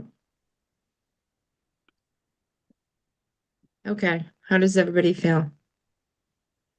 Comfortable with that Me too. for starting point. I will say my personal opinion is I do think that doing the no and then coming back to it makes more sense, but that'd be just my opinion, but I think this way also works. I'm so torn because we're gonna have to vote on it. Honestly, I think it's kind of up to how comfortable. I mean, well, the reason why I think the no makes sense to me is that if we're going up there saying we're going to also be amending to add additional criteria later, it looks like then we don't we're not ready really to have this. But I'd say it's kind of up to what Bill's comfortable presenting. Yeah, I mean, to me, this is the criteria, right? What Okay. we're looking at 1 through 7 is the criteria we would have discussed, other than maybe breaking it out into separate uses. But I Right. think if we cap it at 5, we don't even really have to break it out at that point, right? There's not that much to break out. Mhm. Oh, I don't know. I think we should still, in the future, I think for next time, we should define what the hyperscale is, co-location. I think all Yes. these should be they should be defined in there. And I think that's fine for the, definitions to add on. Right. Hmm. But still, either way, though, that 1 through 7 will be there for the special permit. Now, will an enterprise, if it's a single use for the company, they won't have to come for a special permit, right? We just discussed that. If it's accessory to the building, Because it's not the primary purpose. Yep. It's good we're practicing now. Mhm. Okay, but I definitely will want to, like even this summer, we might have time to do the planning board rules and regs. So if someone comes forth, they know what we want to see. the Mhm. sound study, the water, the electricity. Yep. So I'm gonna hit the ground running in May. And get it done. All right. So really, like Carter said, I think it's up to how comfortable Bill is. I agree with that, because he's the one presenting it. Yeah, I'm fine with the special permit and the one, as long as we're doing the 1 through 7. I think if we weren't doing that, then Carter, I would completely agree with you. I don't think we would be ready for special permit.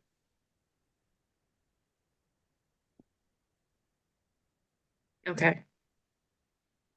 All right, I'm gonna stop sharing. I think we've gone through them all, so now we've got to go back and vote. Let's see if there are any other public comments.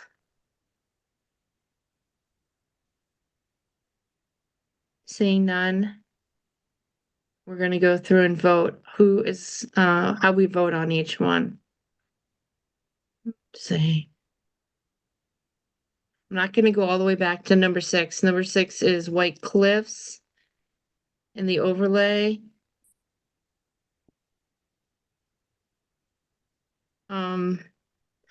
Do I have, well, how do we do it? We just take a vote? We don't need a motion. You're muted, Lori. Huh? Is Yes, Lori- you do need to vote, because I Okay. need to reflect that in the, because you're providing the official recommendation to town meeting. So I need to reflect that in what I send to the Attorney General's office. So I'm gonna need to vote on each one. Okay, And So I this am is gonna- just the recommendation. okay. And do we need to close the public meeting before we vote or no? No, I think we can close it after, can't we? It's up to you. I mean, I don't think we'll have any more discussion, but just in case. Well, Oh, you wanna close them? You can make the motion. You can always reopen it, so. yeah, I'll move to close the hearing on the proposed zoning bylaw amendments. Second, Okay, roll call vote. Carter Brennan, Aye. Bill Pierce, aye. Anthony Zaitin, Aye. Millie Milton, Aye. and I'm an aye. Okay, do I have a motion? To approve or to recommend Article 6, the hospitality overlay district, White Cliffs. So moved. Second. Okay, how do you vote? Bill Pierce? Aye. Do we have to say yes or no? I guess I's a yes. Aye or nay? Okay. Carter Brennan? Sorry, what are we saying? We're voting, or if is we, it, vote to recommend Article 6. or well, is it? Are we recommending approval? Would that be the right or? Recommending to go to town meeting.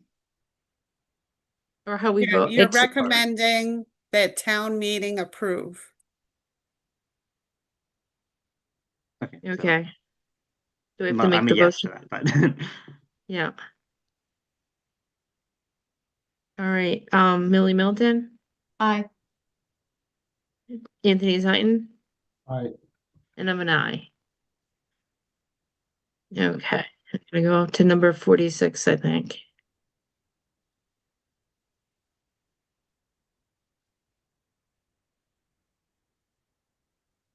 Okay, Oh, and I did ask about the bylaw committee. Yeah. And apparently they only have 2 members, I believe, so they said that they didn't have enough for a quorum. okay. Do I have a motion to recommend town meeting approve Article 46, the donation collection bins? So moved. Second, Okay, roll call vote, Bill Pierce, aye. Carter Brennan, aye. Millie Milton, Aye. Anthony Knighton. Aye. And I'm an aye. And Bill, did you second that? Yes. Thank you. Okay, just making sure we don't miss any.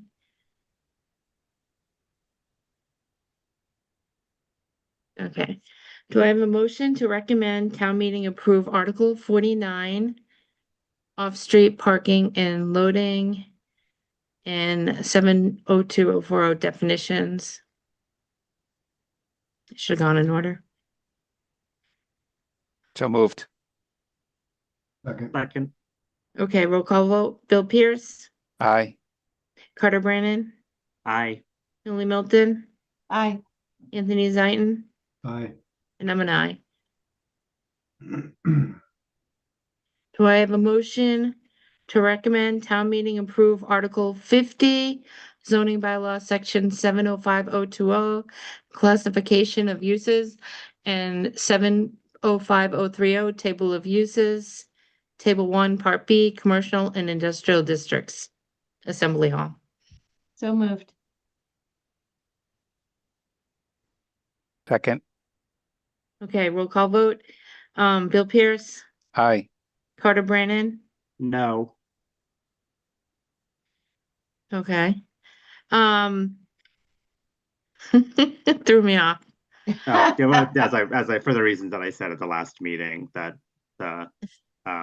yeah, concerns about the definition that would exclude uses that are currently allowed in residential areas, that by adopting the definition would prohibit them in residential areas. Okay. Anthony Zaitin, Aye. Millie Milton, Aye. and I'm an aye. Do I have a motion to recommend town meeting approve Article 51 zoning bylaw section 705030 table of uses, table 1 part B commercial and industrial districts? So So moved. Second. Okay, roll call vote. Bill Pierce, Aye. Carter Brandon, Aye. Anthony Zaitin, aye. Millie Milton, Aye. and I'm an aye. Do I have a motion to recommend town meeting approve Article 52 zoning bylaw section 705030 table of uses, table 1 part B commercial and industrial districts for the home occupation? So moved. Second. Roll call vote. Bill Pierce, Aye. Carter Brandon, Aye. Anthony Zaitin, Aye. Millie Milton, Aye. and I'm an aye. Do I have a motion to recommend town meeting approve Article 53 zoning bylaw section 705020 classification of uses 705030 table of uses table 1 part B commercial and industrial districts data center So moved. as amended? As amended. So moved. Second. Okay, roll call vote. Bill Pierce, Aye. Carter Brandon, Aye. Anthony Zaitin, Aye. Millie Milton, Aye. and I'm an aye. Do I have a motion to recommend town meeting approve Article 54 zoning bylaw section 709020 site design standards, the open space definition? So moved. Second. Okay, roll call vote. Bill Pierce, Aye. Carter Brandon, Aye. Anthony Anthony Zaitin, Aye. Millie Milton, Aye. and I'm an aye. Do I have a motion to recommend Article 55? Oh, recommend town meeting approve Article 55 zoning bylaw section 709050 fences and hedges. So moved. Second. Bill Pierce, Aye. Carter Brandon, Aye. Anthony Zaitin, Aye. Millie Milton, Aye. and I'm an aye. Do I have a motion? Is that it? That's it. I was like, Okay. where's it going? I was on a roll. Yeah. Can Okay. you, Lori, did you email this format to us? I did not. Did not. I Okay. had, Angie had sent me the warrant and there were some typos in it. Okay. And, like I said, the explanations, I changed several of them and I emailed it back to her. And I did not get a updated version with the Okay. changes. So when I get that, I'd be happy to email that out to you so you can see what the explanations are. Yeah, that would be great. And also there's mock town meeting on the 13th. So that's Monday night. So the zoning articles will not be included because the fact that you've already held a couple of public hearings on them. Mhm. However, the article on the donation bins will be included. So I was asked who would be presenting. Unfortunately, I will not be in town. Do I need to be there for the Mocktown meeting? Well, it's, if you want me to do the presentation on the donation bins, I can do so, but if one of you want to do it, then I'm happy to have you do it. Just for the Mocktown meeting though, right? Yeah, it's just for the mock town meeting. Yeah, It would unfortunately, I'm only not be in the town. donation collection bins. None of the other ones are gonna be part of the discussion. Okay. Do you mind doing it, Lori? I don't. I think I have something that day. It's April 13th. Mm-hmm. Okay. Is that And gonna then- be recorded or no? I believe so. Okay. Yep. I believe it's also gonna be live. So if you wanna watch it from home, Yeah, What time are they doing it? unfortunately, I won't be. 6 o'clock, it's gonna be at the senior center. Yeah. Oh, okay. I think it's 6 to 10. Okay. Yeah, I don't think you probably don't have to, oh my gosh, you're at the end. And then I got CBA the next day and master plan implementation committee. It's gonna be a long week. Mm-hmm. Do you think they Thankfully, could, I'm on vacation the next week, except for the planning board meeting. I'll be attending that. I wonder if there's anyone on the Board of Selectmen that can do it, or select board? You know, since they're gonna be there anyways, right? Are they? Or is I it just have to staff? go. I have to go regardless because I'm staff. Oh, okay, so you'll be there. Yes, Jacob? I imagine. Sorry to answer your question. I don't think we're being required to be there. I'm intending to be there. If you want me to do something for you, I'd be happy to, being the liaison, but I wasn't planning. I'm planning to be there, but I don't think anyone has said the full board is required to be there. That's all I know. Sorry. No, thank you. But Lori said you have to be there anyways? I have to. Yeah. Oh, okay. So then I guess you can do it if you don't mind. No goody. Okay, so just as an update too, not an update, but just a reminder, any changes to the presentation slides also are the 13th, which is Monday. Okay. So are there any A&Rs, lot releases or bonds? There are none. Okay, we already did the retaining wall design, 65 oh my gosh, West Main Street. So next on the agenda are the minutes of March 17th, 2026. There were some updates from Carter and myself. I'm gonna bring it up for a second.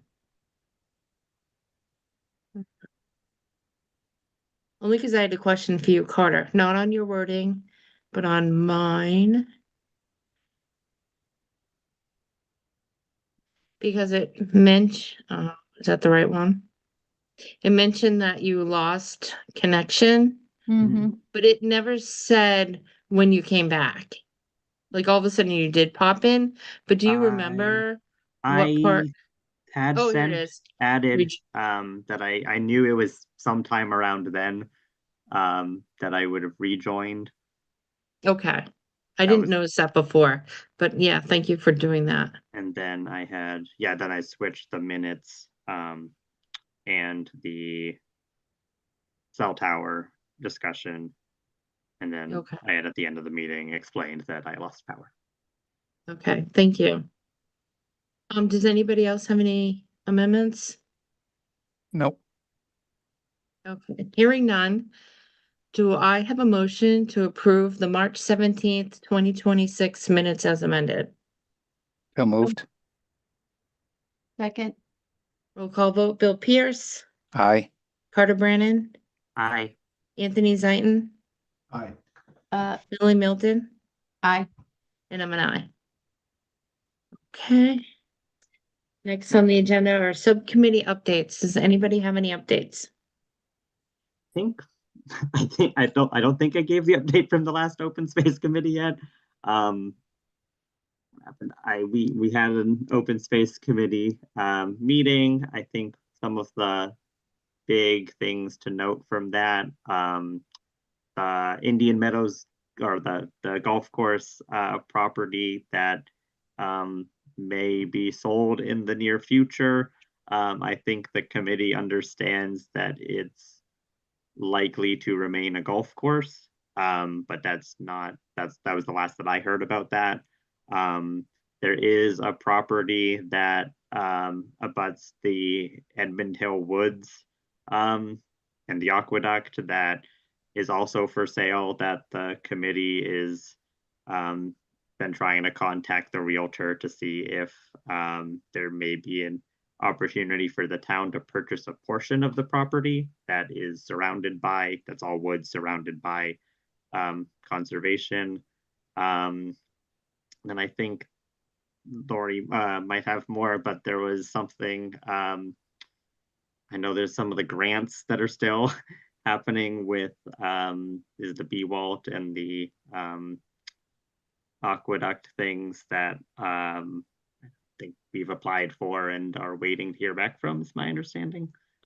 Yes, I won't hear back on the trail feasibility study. That's a Mass Trails grant until probably summer timeframe. And there's a new conservation agent, and I don't remember her name. Glenda Williamson. Yes. Yeah. Carter, do you know what the address is of that property near the Edmund Hill Woods? Not off the top of my head. It is the house that the driveway crosses the aqueduct. So it's right at the corner where Rice Ave turns. Yeah, there's a house, the driveway crosses the aqueduct too, and then I don't know the house number off the top of my head. Is it but 125? that Does that ring a sounds bell? right. Yeah. 125. Yeah. Right. You can look it Rice? up. It's like 18 acres. And I think the idea, if the town was interested, they'd kind of want to, like, they wouldn't suggest buying the whole thing. It would be that they would kind of cut the property, and so the house could be sold and then the woods. But I know they're kind of trying to reach out to the realtor to see what options there are. I think they already split the property. I don't know. And the back is considered unbuildable, but I someone thought could look I that saw up. that. I remember them Yeah. coming in front of us with an A&R. Yeah, I feel And I like we think saw he- that property. Yeah. There was they were trying to get, like, before the current owner bought it. My understanding is that the town was interested when it was up for sale the previous time, but they wound up, the person who bought it wanted the whole property, so that didn't go forward.